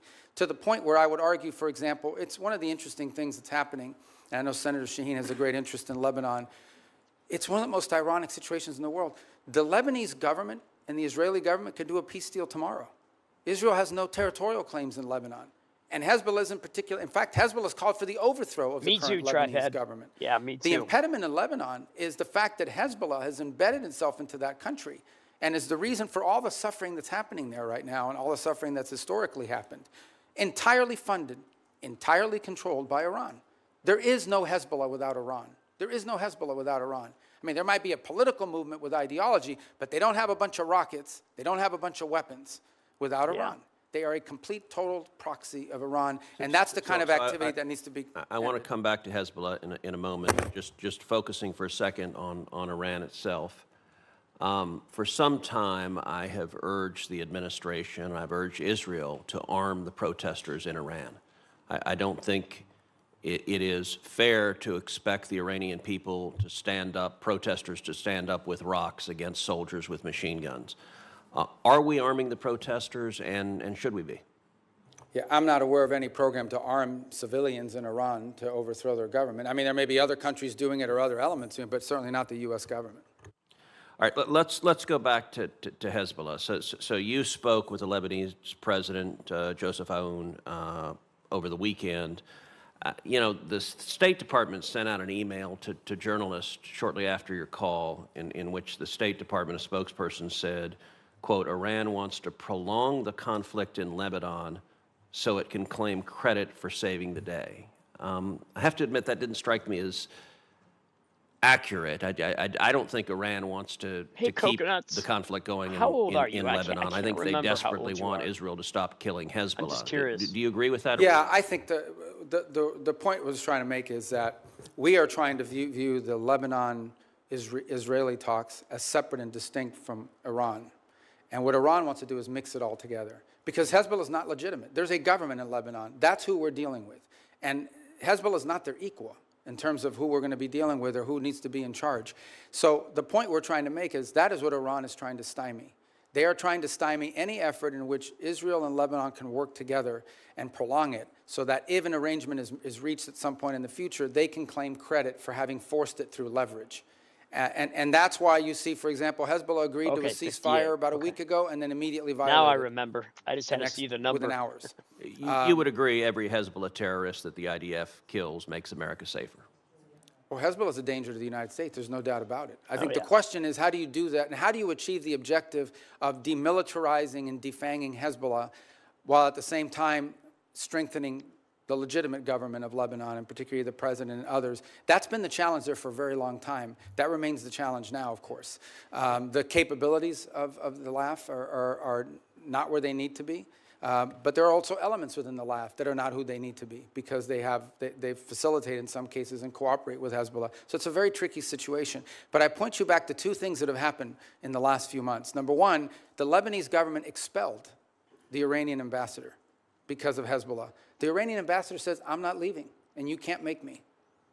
Okay, that's number one. The second thing that's happened is just a week ago, Hezbollah openly called, they openly called for the overthrow of the Lebanese government. So no one here should be under any, Hezbollah is not just an enemy of Israel and an enemy of America. Hezbollah is an enemy of Lebanon and of the Lebanese people. Thank you. Thank you. Thank you, Senator Cruz. Senator Rubio, you've been very generous with your time. We appreciate that. For the information of the members, the record will remain open until the close of business tomorrow, June 3rd. With that, the committee is adjourned. And with that, My Schreiber Ministries is adjourned. If you haven't subscribed yet before we go, please do.